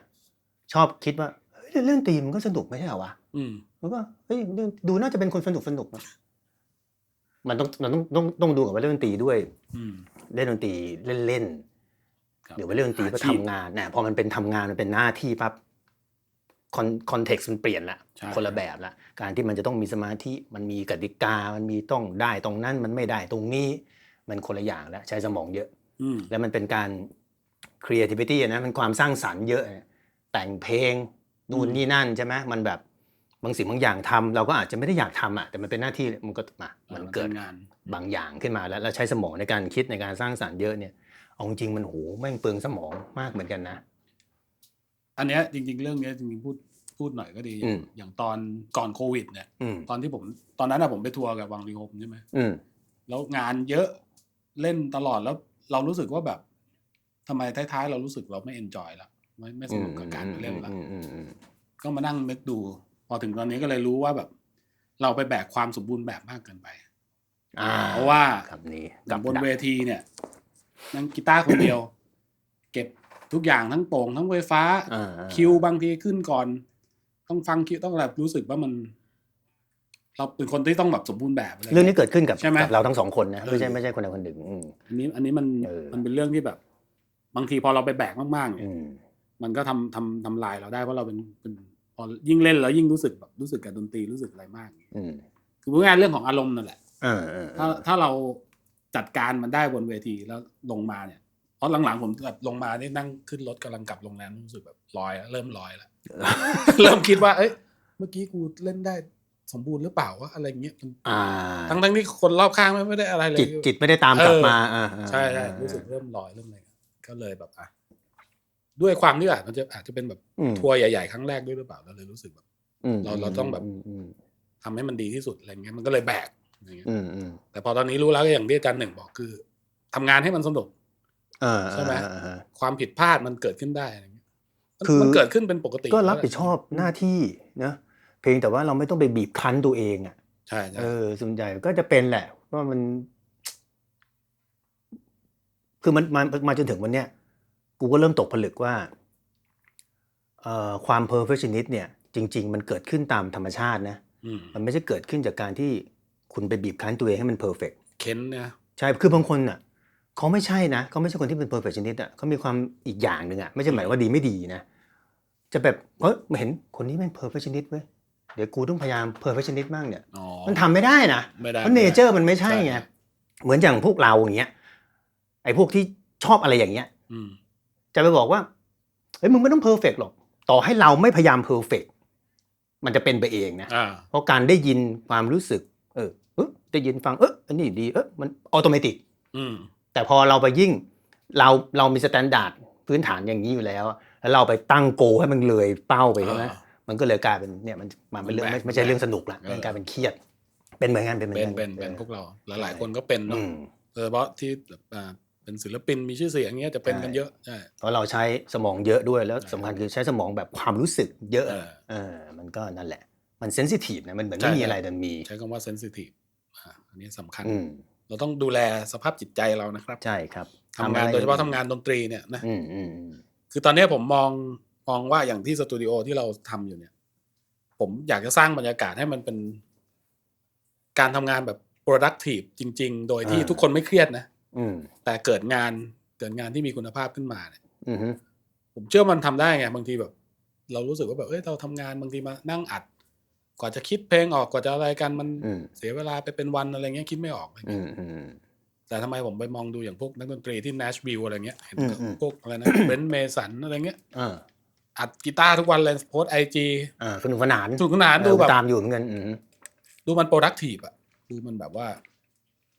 คือมาถึงแบบสมมติวันนี้มีให้อัด10 เพลงเขาสามารถทำให้มันจบได้โดยที่แบบ enjoy ด้วยใช่ไหมอันนี้มันการหนึ่งมีความเห็นไงถ้าเราจะสร้างสถานการณ์แบบนี้เนี่ยมันต้องใช้อะไรบ้างกับฝั่งพวกนั้นเนี่ยมันอาจจะด้วยมันเป็นเนเจอร์เขามั้งคือ mindset ของฝั่งตะวันตกเนี่ยมันมีความรีแลกซ์สูงอ่ะเพราะดนตรีถูกสร้างขึ้นมาเพื่อรีแลกซ์มันไม่ได้คอนเซอร์เวทีฟแบบคลาสสิคอลของยุโรปอาจจะด้วย culture ของทางเอเชียเรามั้งดนตรีของเราแต่แรกเริ่มอ่ะถ้าพูดถึงเรื่องที่มันย้อนไปนะการที่มันก็มีการที่มีอยู่ของดนตรีหรือว่า purpose ของมันอ่ะดนตรีมันไม่ได้มีเพื่อความสนุกไงสำหรับคนเอเชียยุคก่อนที่ดนตรีตะวันตกจะเข้ามามันเป็นดนตรีเพื่อศาสนาประเพณีสำหรับกษัตริย์สำหรับคณะละอะไรต่างๆนะมันอะไรที่มันเป็นเรื่องซีเรียสหรือว่าคนที่อยู่ในระดับอีกขั้นหนึ่งถึงจะได้เข้าไปอยู่ในสังคมที่มีดนตรีมันต่างกันอ่ะมันก็เลยอาจจะแบบมันเป็นการส่งต่อทางเขาเรียกอะไรวะ culture เป็นความวัฒนธรรมทางความคิดน่ะมันก็เลยทำให้เราเหมือนย้อนยุคพวกเราย้อนไปสมัยก่อนเราจะต้องเปรียบเทียบกับฝรั่งตลอดเวลาใช่ไหมใช่ยังจำได้เลยตอนแจ็คประกวดตอนนั้นจะชิงแชมป์อยู่แล้วมั้งแล้วมีคนเม้นในกีตาร์ไทยสมัยก่อนต้องใช้คำว่าสมัยก่อนแล้วนะกีตาร์ไทยยังอยู่พี่กีตาร์ไทยยังอยู่กันคือจำไม่ได้แล้วว่าเม้นประมาณไหนแต่ว่าประมาณว่า สู้ฝรั่งไม่ได้หรอกมันมีบางอย่างที่ต่างจากฝรั่งตอนนั้นกูอ่านกูก็แบบว่าเหรอ แต่โดยพื้นฐานของคนไทยอ่ะมันจะรู้สึกแบบนั้นมันกดตัวเองให้ต่ำกว่าฝรั่งอยู่ตลอดเวลาอยู่แล้วแต่พอมึงชนะปั๊บโลกแม่งเปลี่ยนนะเพราะสังเกตเวลาฝรั่งมันมาบ้านเราเนี่ยมันก็อยากจะดูอะไรที่มันเป็น culture ของไทยอ่ะอะไรที่มันเป็นการ mix ระหว่าง traditional music กับพวก European music นะเขาจะชอบมากเลยแต่คนไทยไม่ชอบนั่นแหละดิอะไรอย่างเงี้ยมันก็เลยอาจจะแบบเป็นพื้นฐานมั้งทำให้เราโฟกัสกับศิลปะไปในทางนั้นต้องเจ๋งละเอียดต้องเจ๋งมองอีกคนนึงเล่นดีวะมึงเล่นดีป่ะ ในหัวนะในหัวมันคิดอย่างเงี้ยมันเหมือนเป็นอย่างนั้นอยู่ตลอดมันก็เลยสร้าง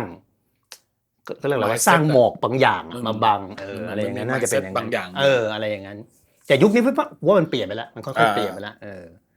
โลกเปิดกว้างใช่เด็กๆเก่งมากนะมีล่าสุดนี้อันดาเปิดคอนเสิร์ตปิดเรียกว่าอะไรปิดการเรียนจบรีไซเคิลไปนะเดี๋ยวอันดาน่าจะเห็นเล่นกันแล้วน่ากลัวมากอีกเรื่องนึงที่ทำให้พวกเรากันเองที่นั่งอยู่ในนี้รู้สึกก็คือการประกวดกองล่าสุดไงรัสต้าเป็นไงกันบ้างกี่ขวบนะ11ขวบเท่านั้นได้รางวัลจริงมากได้แชมป์ใช่โอ้โหจานหนึ่งต้องดูจานหนึ่งเคยเห็นว่าแบ๊เป็นกันแต่ไม่คิดว่า11ขวบคือแบบโอ้โหตำแหน่งการประกวดดนตรีในปีเนี่ย2020ขึ้นมาเนี่ยอายุคนที่ได้แชมป์มันน้อยลงเรื่อยๆเป็นรุ่นลูกรุ่นหลานเราละเนี่ยเด็กมันเก่งกันเร็วเด็กเก่งแล้วที่น่าสนใจคือ เขาไม่ใช่เก่งแบบเทคนิคนะเขารู้สึกด้วยนะฟีลลิ่งมันมาด้วยนะหลังๆดูอย่างเงี้ยล่าสุดเห็นมือกีตาร์น้องมือกีตาร์น่าจะไม่ถึง10 ขวบอ่ะคนจีนมั้งเล่นบลูส์เล่นอะไรแล้วแบบเสียงใช่เลยเห็นแบบตัวเล็กๆป่ะเจอกูที่จีนอยู่เหรอสุดยอดไม่ธรรมดาก็เลยนี่อาจจะมองไปถึงแบบมันไปเก่งตอนไหนวะ10 ขวบอย่างเงี้ย8-9 ขวบก็เก่งแล้วเนี่ยมันอาจจะนั่นแหละมันมีเฉลยข้อสอบเยอะใช่ไหมพอมันเฉลยก็มันเห็นว่าเล่นยังไงอารมณ์พอรู้สึกมันก็ซึมซับและสำคัญคือโตมาด้วยการเล่นที่แบบสนุกไม่ได้คิดมันจะต้องเป็นอาชีพหรือเปล่าหรือต้องไปฝ่าฟันกับใครอะไรเงี้ยใช่ mindset เนี่ยสำคัญเอามามองดูเนาะไอ้คำว่าต้องต้องนู่นต้องนี่ต้องคือบีบคั้นละบีบคั้นต้องป่ะอันนี้เล่นสนุกต้องเก่งต้องชนะเก่งไม่เก่งไม่รู้เลยอะไรคือเก่งไม่เก่งอยากทำอย่างนี้แค่นั้นเองอะไรเงี้ยให้เกิดขึ้นตามธรรมชาติที่มันเป็นมีคนถามเรื่องกีตาร์แคมป์ใช่สตีฟกิ๊กนั่นเองนึกว่าใครเร็วๆนี้ครับจัดเดี๋ยวจัดครับจัดหลายที่ด้วยนี่เดี๋ยวเบตงฮะเบตงไม่ใช่ เอาเป็นว่าเราจะว่างพร้อมกันเมื่อไหร่แค่นั้นเองนั่นแหละสิครับนะ ดูจากคิวงานเข้ามากันแล้วโอ้โหแต่เดี๋ยวเกิดขึ้นแน่นอนนะเดี๋ยวเกิดขึ้นแน่นอนกีตาร์แคมป์มันก็ไง2 วัน 1 คืนเนี่ยใช่อย่างน้อยนะแค่นั้นอัปเดตก็คือเดี๋ยววันที่29เนี้ยเราจะไปคุยครั้งแรกกันแล้วโอเคเร็วๆนี้แน่ๆไม่ใช่ที่ราชบุรีนี่แหละ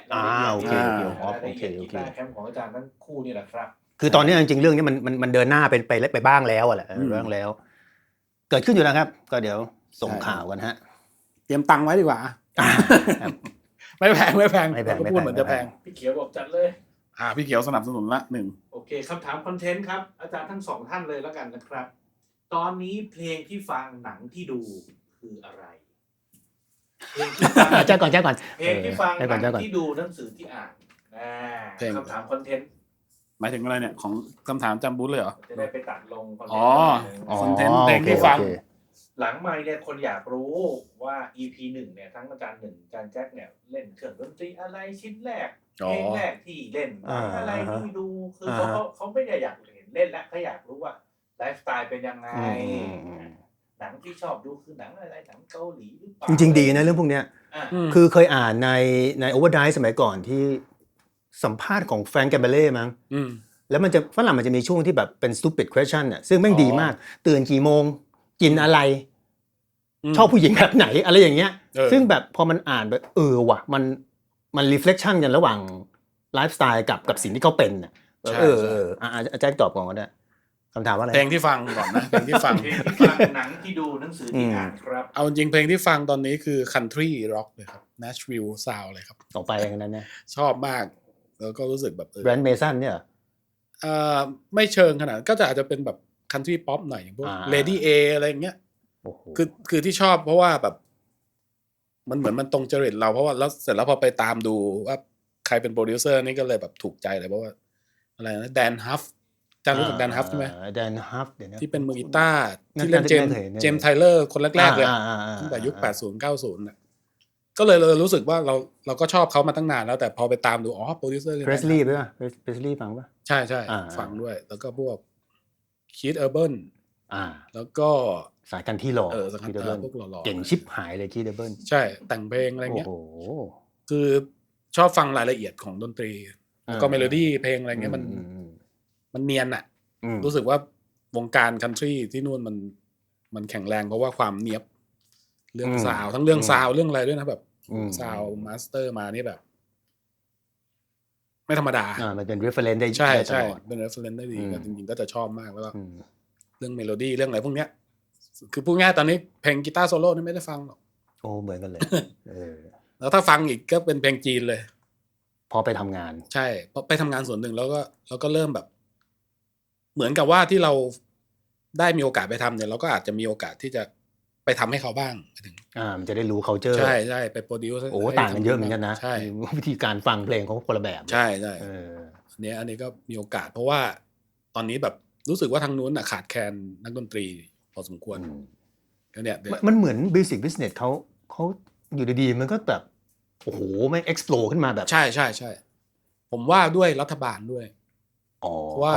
ที่ไปเล่นทุกวันนี้คือเป็นมิวสิกเฟสติวัลทั้งนั้นเลยแล้วก็จะเป็น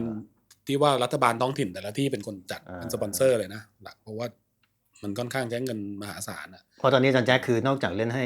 วังลีหงแล้วเนี่ยออกเสียงวังลีหงใช่ไหมใช่วังลีหงแล้วเนี่ยก็จะเริ่มแบบไปเล่นให้ศิลปินคนอื่นใช่ด้วยคือก็จะแบบเดี๋ยวกรกฎานี้ก็จะมีโอกาสไปได้เดี๋ยวมีเซอร์ไพรส์ชวนจันหนึ่งไปเล่นแจ็คนะฮะ1โชว์กับนักร้องผู้หญิงสนุกแน่ๆคือแต่พอไปฟังเพลงจีนแล้วรู้สึกแบบรายละเอียดเขาเยอะมากเลยเขาจะมีความเป็นคลาสสิคอลแล้วก็หลังๆโปรดิวเซอร์รุ่นใหม่ๆก็จะเป็นมีผสมฮาร์โมนีแบบแจ๊สอะไรเข้าไปเยอะอะไรเงี้ยคือแบบคือพูดง่ายพอเป็นเพลงจีนนี่คือเขามีอะไรเขาใส่หมดน่าจะเป็นช่วงที่กำลังกลองใช่กำลังกลองอยู่แต่ถามว่าเพราะไหมก็มีความไพเราะอยู่แต่ด้วยภาษาเขามันก็จะมีอะไรที่เป็นเอกลักษณ์อยู่อย่างเงี้ยภาษาจีนที่จริงๆมันมีวรรณยุกต์เหมือนไทยใช่ป่ะรู้สึกใช่ไหมมันแต่งยากเหมือนกันภาษาแล้วก็ตัว S จะเยอะใช่ไหมอาจารย์กันบูธใช่แล้วจะมีภาษาเขาก็น่าสนใจอันนี้คือเพลงที่ฟังหนังที่ดูหนังไม่ได้ดูเลยครับอาจารย์จริงป่ะไม่เป็นคนไม่ดูหนังครับแต่ถ้าจะชอบดูก็คือพวกที่เป็นเกี่ยวกับวิทยาศาสตร์อย่างอินเตอร์สเตลล่าอะไรเงี้ยล่าสุดนะที่ดูนานขนาดนั้นอินเตอร์สเตลล่าเลยเหรอใช่แล้วก็พวกคริสโตเฟอร์โนแลนนั่นแหละเห็นไหมเนี่ยคือแจ็คมันเป็นคนอย่างเงี้ยมันจริงจังด้วยเนเจอร์นะเว้ยไม่ได้แบบพยายามจริงจังนะคือหนังทั่วไปไม่ดูเลยดีกว่าเนี่ยNetflixอะไรเนี่ยไม่ได้ดูแต่ช่วงนี้ฟังคือพอขับรถบ่อยๆรู้สึกฟังพี่แจ็ค The Ghost เพราะว่ารู้สึกแบบขับรถแล้วมันโฟกัสดีไงอ๋อเหรอขับกลางคืนอะไรเงี้ยกับการที่หัวมันไปฟังเรื่องกำลังเล่าอยู่มันไม่ได้ดึง attention ไปไม่เลยอ๋อเหรอช่วยให้เราแบบไม่หลับพูดง่ายยิ่งไปฟังเรื่องผีด้วยอะไรเงี้ยเราก็ชอบแบบว่าเว้ยก็ดีเหมือนกันแต่เห็นหลายๆคนก็แบบพวกคนขับรถกลางคืนอะไรเงี้ยจะชอบฟังเราก็เลยลองดูไงมันจะช่วยได้ไหมเพลินดีแบบบางทีเรื่อง1 ชั่วโมงผ่านไปเราขับผ่านไปไกลแล้วอะไรเงี้ยหนังสือส่วนใหญ่ก็จะอ่านพวกแบบว่าพัฒนาตนเองครับเห็นไหมจริงจังเลยเป็นธรรมชาติเลยคือจะชอบอยู่แล้วพวกแบบหนังสือธรรมะอะไรเงี้ยจะมีสะสมไว้เยอะอะไรเงี้ยก็พวกพัฒนาตนเองแบบของ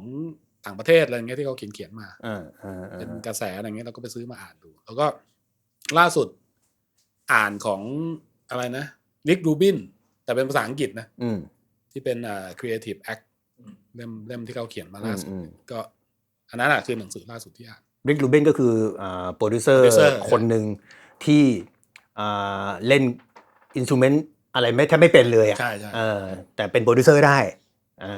แล้วก็ดังๆทั้ง เป็ นั้น น ด้ ด้ ว วย ย วิสัยทัศน์ล้วนๆเลยก็เลยอยากรู้ว่าลิกรูบินทำหนังสือมา แล้วเขาแบบเล่มนี้รู้สึกแบบเป็นหนังสือที่เขากั่นกรองมาเป็นเวลา10 ปีอะไรเงี้ย นี่มันบอกอะไร มันเกี่ยวกับเอาจริงๆแล้วถ้าให้พูดตรงๆมันก็คือเป็นเรื่องค่อนข้างจะเป็นนามธรรมหลายๆอย่างที่เขาเขียนมานะเน้นเรื่องความรู้สึกมากกว่าพูดง่ายแบบเวลาทำไมเขาแบบได้ยินแบบนี้แล้วเขาถึงตัดสินใจได้ว่าแบบนี้คือใช่ไม่ใช่ทั้งที่แบบทุกคนฟังแล้วแบบตอนนั้นมันจะได้เหรออะไรเงี้ยแล้วมันดันได้เกือบเปอร์เซ็นต์ที่มันแบบว่าผ่านที่มันแบบว่าป๊อปปูล่าขึ้นมาเนี่ยมันเยอะมากไงแสดงว่ามันเขาก็พูดถึงเรื่องค่อนข้างจะเป็นแบบสปิริชวลอะเรื่องทางจิตวิญญาณใช่คือหนังสือเล่มนั้นอะไรเงี้ยแต่ว่ามันเป็นภาษาอังกฤษไงอาจารย์อ่านก็ต้องแปลต้องอะไรหน่อยใช้เวลามันหน่อยยิ่งในศัพท์พวกนี้ด้วยใช่ครับเล่มนี้ที่อาจารย์แจ๊คที่เราจะแปลยังมีคนซื้อลิขสิทธิ์ไปแล้วครับใช่ในไทยซื้อลิขสิทธิ์ไปแล้วก็คือน่าจะมีคนเตรียมแปลแล้วล่ะนี่อาจารย์บุ๊กก็แหมทีซิ่งจังเลยเนี่ยมีเราจะแปลหนังสือกันด้วยเหรอเนี่ยมันเข้าไปกันใหญ่แล้วเราก็จะทำสำนักพิมพ์กันด้วยใช่ไหมทำนะเอาจริงๆแล้วที่พูดนี่ไม่ได้ล้อเล่นนะสำนักพิมพ์ก็เผื่อใครที่ดูเราอยู่แล้วมีหนังสือที่น่าสนใจไงเขาจะได้ส่งให้เราดูเผื่อแปลกันคือจริงๆอันนี้ก็เป็นหนึ่งในแผนการที่เรากำลังทำอยู่นะคือหนังสือเนี่ยผมจะชอบมากสะสมหนังสือไว้เยอะนะจะไม่ค่อยดูหนังจะไปอ่านหนังสือแจ้งตัวเป็นคนอย่างนั้นนะคนนั้นทรงแบบนั้นมากเพราะว่าการหนึ่งนะเรื่องเพลงนี่จริงๆถ้าเกิดฟังแบบก็เรียกอะไรนะไม่ได้ไปฟังเพื่อศึกษาอะไรเท่าไหร่แล้วอะฟังเพลงเพื่อรีแลกซ์นะวันเนี้ยเวลาไปทัวร์ก็จะฟังเพลงที่ชอบอะฟังเพลงที่มันไม่ได้เราต้องไป pay attention ต้องไปตั้งใจเฮ้ยโหมดเชี่ยอะไรวะอะไรอย่างเงี้ยไม่ต้องอย่างนั้นแล้วฟังแบบรู้สึกฟังแล้วรู้สึกดีเว้ยรู้สึกสร้าง positive energy ให้เราอะไรเงี้ยจะเป็นอย่างนั้นมากกว่าอเมริกันคันทรีก็จะเป็นหนึ่งในนั้นพวกป๊อปคันทรีเพราะไอ้พวกเนี้ยส่วนใหญ่เมเจอร์ไงเมเจอร์นี่หว่ามันก็จะแบบฟังแล้วมันรู้สึกฟีลกู๊ดอ่ะฟังแต่จริงๆกูเป็นคนชอบอะไรพวกนี้มาตั้งนานแล้วด้วยไอ้พวกสายคันทรีลักษณะแบบเนี้ยซึ่งจริงๆมันคือป๊อปของอเมริกันแหละส่วนใหญ่ป๊อปอเมริกันที่ดังๆ90 2000มาเนี่ยมันก็จะมีพื้นฐานของอเมริกันคันทรีอยู่แล้วอ่ะถ้าแบบพวกเข้มข้นหน่อยที่ฟังเท่าที่จำได้ตอนนี้คือ interval อย่างเงี้ยฟัง interval เพลงอะไรมิมิกอะไรอันมิมิกอะไรสักอย่างชอบอยู่เพลงเดียวอ่ะรู้สึกมันมันลีลามเท่อะลองไปฟังดูก็ดูเท่ดีอะไรอย่างเงี้ยตรงนั้นไม่ค่อยได้แล้วหนังเนี่ยดูเยอะเราเป็นคนดูหนังแทบจะทุกเรื่องเลยมั้งทุกแบบใช่ไหมลงหนังเข้าตลอดใช่ไหมใช่หนังไทยก็ดูเนาะหนังไทยไม่ค่อยดูหนังไทยจะหาที่ถูกจริตน้อยมากน้อยมากเลยมันอาจจะแบบมันเป็นเรื่องของจริตนะคือเราไม่ได้พูดถึงคุณภาพมันนะจริตมันจะแบบแม้แต่เกาหลีที่เขาชอบกันอ่ะกูก็ไม่ได้ดูเยอะเกาหลีอาจจะแบบซีรีส์บางเรื่องที่อะไรอย่างเงี้ยมากกว่าหนังนี่เจาะจงลำบากเพราะชอบไปหมดเลยมาเวลก็ชอบอินเตอร์สเตลล่าอย่างสายโนแลนก็ชอบโนแลนนี่ชอบทุกเรื่องเลยมั้งใช่มีเรื่องไม่ชอบเปล่าวะชอบน้อยที่สุดน่าจะเป็นดันเคิร์กก็ชอบนะแต่รู้สึกว่ามันน้อยที่สุดในของโนแลนแค่นั้นเองอะไรนะหนังสือนี่ไม่ค่อยได้อ่านว่ะส่วนใหญ่จะแบบอ่านจากอย่างเงี้ยดูเปิดใน iPad หรือว่าไอ้พวกบทความอะไรพวกนั้นอย่างนั้นซะมากกว่าก็จะชอบดูเกี่ยวกับเรื่องสังคมประวัติศาสตร์ตอนเด็กไม่ชอบนะตอนนี้รู้สึกไม่ชอบเฉยเลยมาฟังว่าไอ้ประเทศอย่างเงี้ยแม่งเกิดมาสวิตเซอร์แลนด์ทำไมมันดูแม่งระบบแม่งดีจังวะเกิดมายังไงทำไมมันถึงเป็นทำไมประเทศเราถึงเป็นอย่างนี้ประเทศเรามันมาจากคำถามพูดตรงๆคือมาจากคำถามว่าประเทศกูไม่ดีหรือเปล่าจริงๆเลยนะตั้งคำถามเกิดขึ้นแล้วพอมันมานั่งหาดีไหมมันคือมันพูดกลางๆแบบเปิดเลยนะทุกที่มีนะไม่ดีและไม่ดีใช่แล้วมันก็มีเหตุผลที่ทำไมมันถึงเคลื่อนที่มาสู่จุดที่เป็นอย่างเงี้ยอย่างสวิตเซอร์แลนด์เนี่ย ทุกวันเนี้ยเขาเป็นประเทศที่เรียกว่าคำว่าเป็น active citizen มากคือเขาน่าจะเป็นประเทศที่ทำประชามติเยอะที่สุดในโลกมั้งบ้านเราทำประชามติถึงวันนี้รู้สึกว่าจะมี2 ครั้งป่ะที่ไปโหวตโหวตอะไรสักอย่างโหวตรับร่างรัฐธรรมนูญ2 ครั้งของเราแม่งประเทศเราไม่รู้กี่ร้อยปี2 ครั้งของเขาเนี่ยถึงวันนี้น่าจะ200 กว่ารับร่างแม้แต่ว่าเขาโหวตขึ้นมาได้รถเมล์เนี่ยจะจ่ายเงินตอนขึ้นหรือตอนลงโหวตมันไม่ใช่หยุดเฮ้ยแล้วเราไปถามโอ้ไอ้เหี้ยแล้วคนแม่งพร้อมใจกันมาทำอย่างนั้นทำไม มันเป็นอย่างนั้นมาแต่แรกเลยอ่ะมันเป็นคือสังเกตในพวกที่ประเทศที่มันเกิดขึ้นมาทีหลังสร้างมาแบบนั้นสิงคโปร์ใช่ไหมสิงคโปร์สวิตเซอร์แลนด์ที่มันสวิตเซอร์แลนด์มันอยู่ตรงกลางใช่ป่ะระหว่างอิตาลีฝรั่งเศสเยอรมนีเปอร์เซ็นต์เยอะสุดคือเยอรมนีมันเหมือนว่าพวกเอนจิเนียร์เก่งๆอ่ะมันหนีเข้ามาอยู่ในแล้วแลนด์สเคปของประเทศเอาจริงนะแลนด์สเคปเหี้ยมากนะ มันเป็นภูเขาอ่ะคือมันยากมากที่มันยี่ทำให้ประเทศแม่งเป็นอย่างนั้นได้ไงมันก็เลยเกิดพอมันเกิดความลำบากแม่งก็เลยเกิดระบบเอนจิเนียริ่งที่แม่งเจาะภูเขาทำรถไฟทะลุภูเขาข้ามระหว่างยุโรปอ่ะพอมันเจาะปั๊บสบายดิแม่งเป็นศูนย์กลางเป็นหับตรงกลางมันก็เลยเกิดไอ้วิวที่เราเห็นไปสวิตโอ้โหแม่งสวยจังเลยเพราะมันเป็นภูเขาไงภูเขาแม่งซ้อนมันก็สวยดิสวยแต่ไอ้ก่อนที่มันทำเนี่ยมันเกิดไอ้พวกนี้คือมันเหมือนคนเจเนติกคนเก่งมาสร้างประเทศอ่ะเขาเกิดมาอย่างนั้นเลยอ่ะมันก็เลยแบบเขาสร้างประเทศมาแบบนั้นว่างั้นแล้วก็เป็นประเทศที่แม่งประหลาดคือรัฐบาลอ่อนแอกว่าจังหวัดไม่มีอำนาจไปคุมทุกจังหวัดนะคือแต่ละจังหวัดมันเรียกอะไรวะไม่รู้เรียกรัฐหรือเปล่าเป็นรัฐบาลมันจะค่อนข้างอินดิเพนเดนต์ดูแลตัวเองซึ่งมันก็เป็นอย่างนั้นมาตั้งแต่แรกคือถ้าไปฟังประวัติศาสตร์พวกนี้มันจะแบบว่ะมันมีที่มาที่ไปใช่มันเป็นอย่างนั้นของมันเองมันเกิดขึ้นตามธรรมชาติอ่ะบ้านเราก็ตามธรรมชาติเหมือนกันเราจะให้เป็นแบบเขาก็ไม่ได้ใช่มันก็หลายอย่างจะชอบตอนนี้จะชอบดูอะไรพวกเนี้ยคือดูวิธีการคิดของคนประวัติศาสตร์การเมืองมึงทะเลาะกันทำไมวะมันมีเพราะอะไรจะไม่ได้ไปมองด้วยความรู้สึกว่าเราแบบชี้นิ้วอย่างนั้นแหละจะไม่ใช่ละจะดูด้วยความเข้าใจมันนะเป็นอย่างนั้นซะมากกว่าดีครับมากกว่าจริงๆถ้าแบบนี้กันทั้งหมดก็โอเคนะก็ยากมันก็แต่ละคนมันก็มีเนเจอร์มีเนเจอร์มีไม่เหมือนกันจีนก็อย่างใช่ไหมจีนก็อย่างญี่ปุ่นก็อย่างจะให้คนไทยไปเป็นแบบญี่ปุ่นเนี่ยพูดตัวอย่างคนไทยชอบไปญี่ปุ่นใช่ไหมไปอยู่ที่นู่นนะจริงๆเหนื่อยนะเว้ยเครียดตายเลย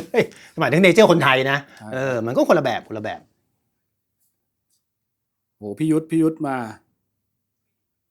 กีตาร์แคมป์ราชบุรีมีที่เรื่องเยอะโอ้พี่ยุทธสมัครร่วมงานแปลหนังสือโอ้โหเดี๋ยวต้องมีอะไรให้ทำกับพี่ยุทธเยอะแยะแน่เลยเนี่ยดูแล้วสนุกแน่นอนครับพี่ของอาจารย์หนึ่งเพลงหนังสือโอเคครบแล้ว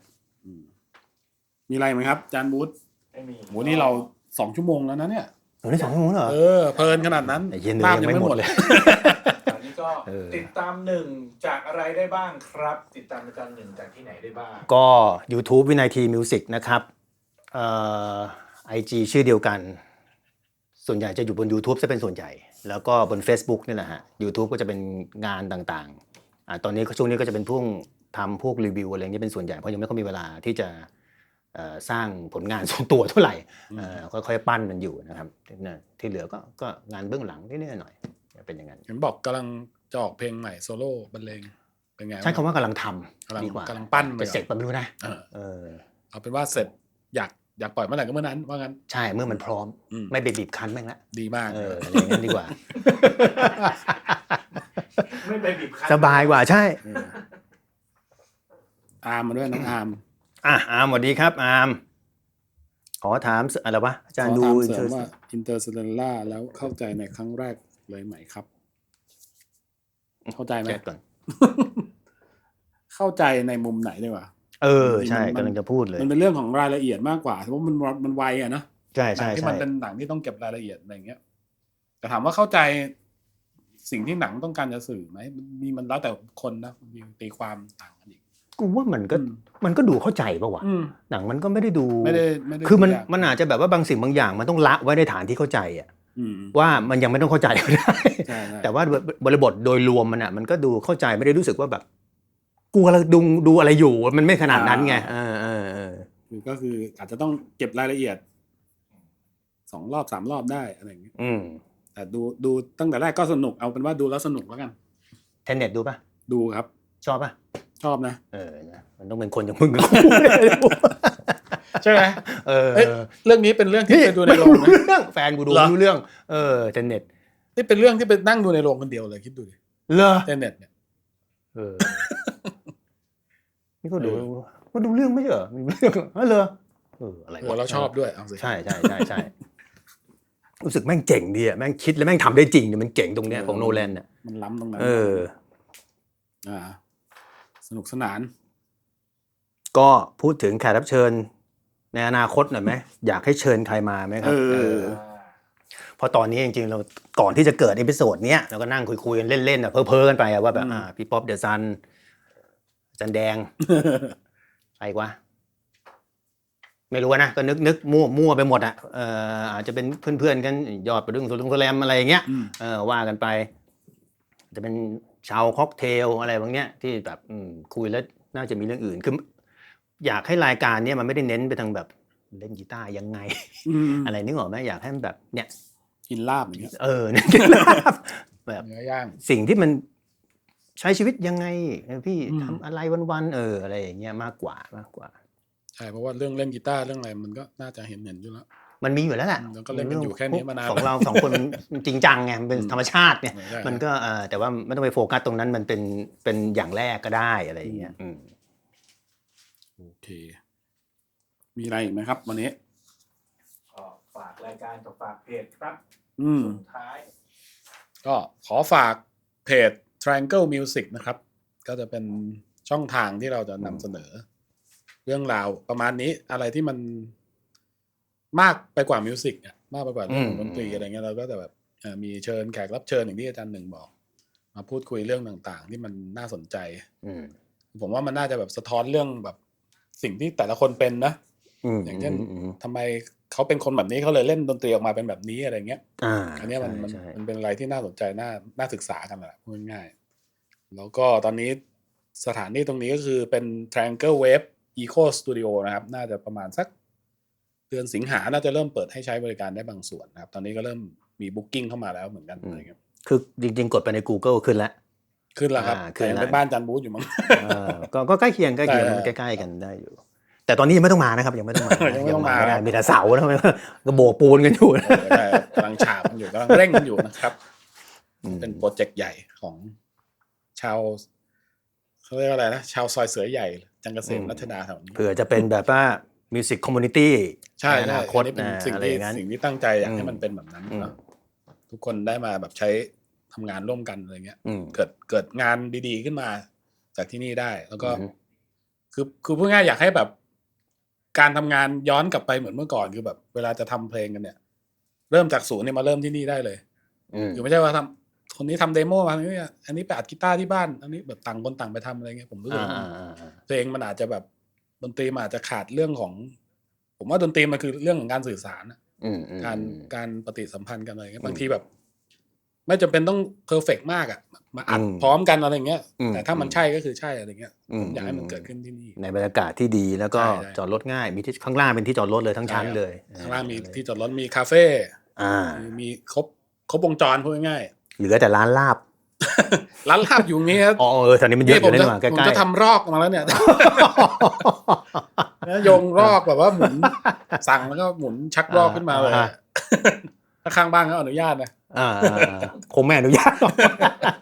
ใช้โดรนได้อนาคตไม่แน่โดรนมาส่งจากร้านอ้วนโภชนาวันนี้นะครับอันนี้ไม่ได้สนับสนุนนะเราเสียตังค์ซื้อมาเหนียวฝากนะครับฝากประมาณนี้อาจารย์หนึ่งมีอะไรฝากไหมครับหมดแล้วมั้งครับอาจารย์พูดหมดแล้วก็เดี๋ยวติดตามเอพิโซดต่อไปว่าจะเป็นใครอาจจะเดือนละครั้งนะใช่ก็เอาเป็นว่าพวกเราว่างกันนั่นแหละประมาณนั้นแล้วเดี๋ยวถ้าห้องใหญ่เสร็จเราก็จะขยายพื้นที่มีอาจารย์บูธมานั่งด้วยมีทีมงานคนนู้นคนนี้มานั่งครับแขกรับเชิญ5 คน10 คนได้นะน่าจะ5 คน10 คนเลยมาทีเดียวไม่รู้เหมือนกันเอาลองดูเอาไปตามหน้างานว่ากันไปเนาะโอเคได้วันนี้ก็ประมาณนี้เนาะอย่าลืมนะครับทิ้งท้ายไว้หน่อย Pod Express นะครับมาแล้วตอนนี้ใครอยากทดสอบก็ เชิญทดสอบได้ที่ตัวแทนจำหน่ายนะครับ ราคาเท่าไหร่ครับราคาเท่าที่เปิดดูน่าจะ9,200 9,200ครับไม่ถึงหมื่นครับใช้งานง่ายเมื่อกี้ลองฟังเสียงถ้าใครเพิ่งมาก็ย้อนกลับไปฟังตอนที่เราทดสอบคือเดี๋ยวจะมีง่ายคือ Helix เลยHelix เลยเดี๋ยวจันหนึ่งกับผมก็น่าจะทำรีวิวจริงจังอีกทีนึงครับโอเคประมาณนี้นะ2 ชั่วโมงพอดีเลยครับผมสวยเลยก็ทุกคนครับลากันครับขอบคุณทุกคนครับผมครับสวัสดีเจอกันครับสวัสดีครับ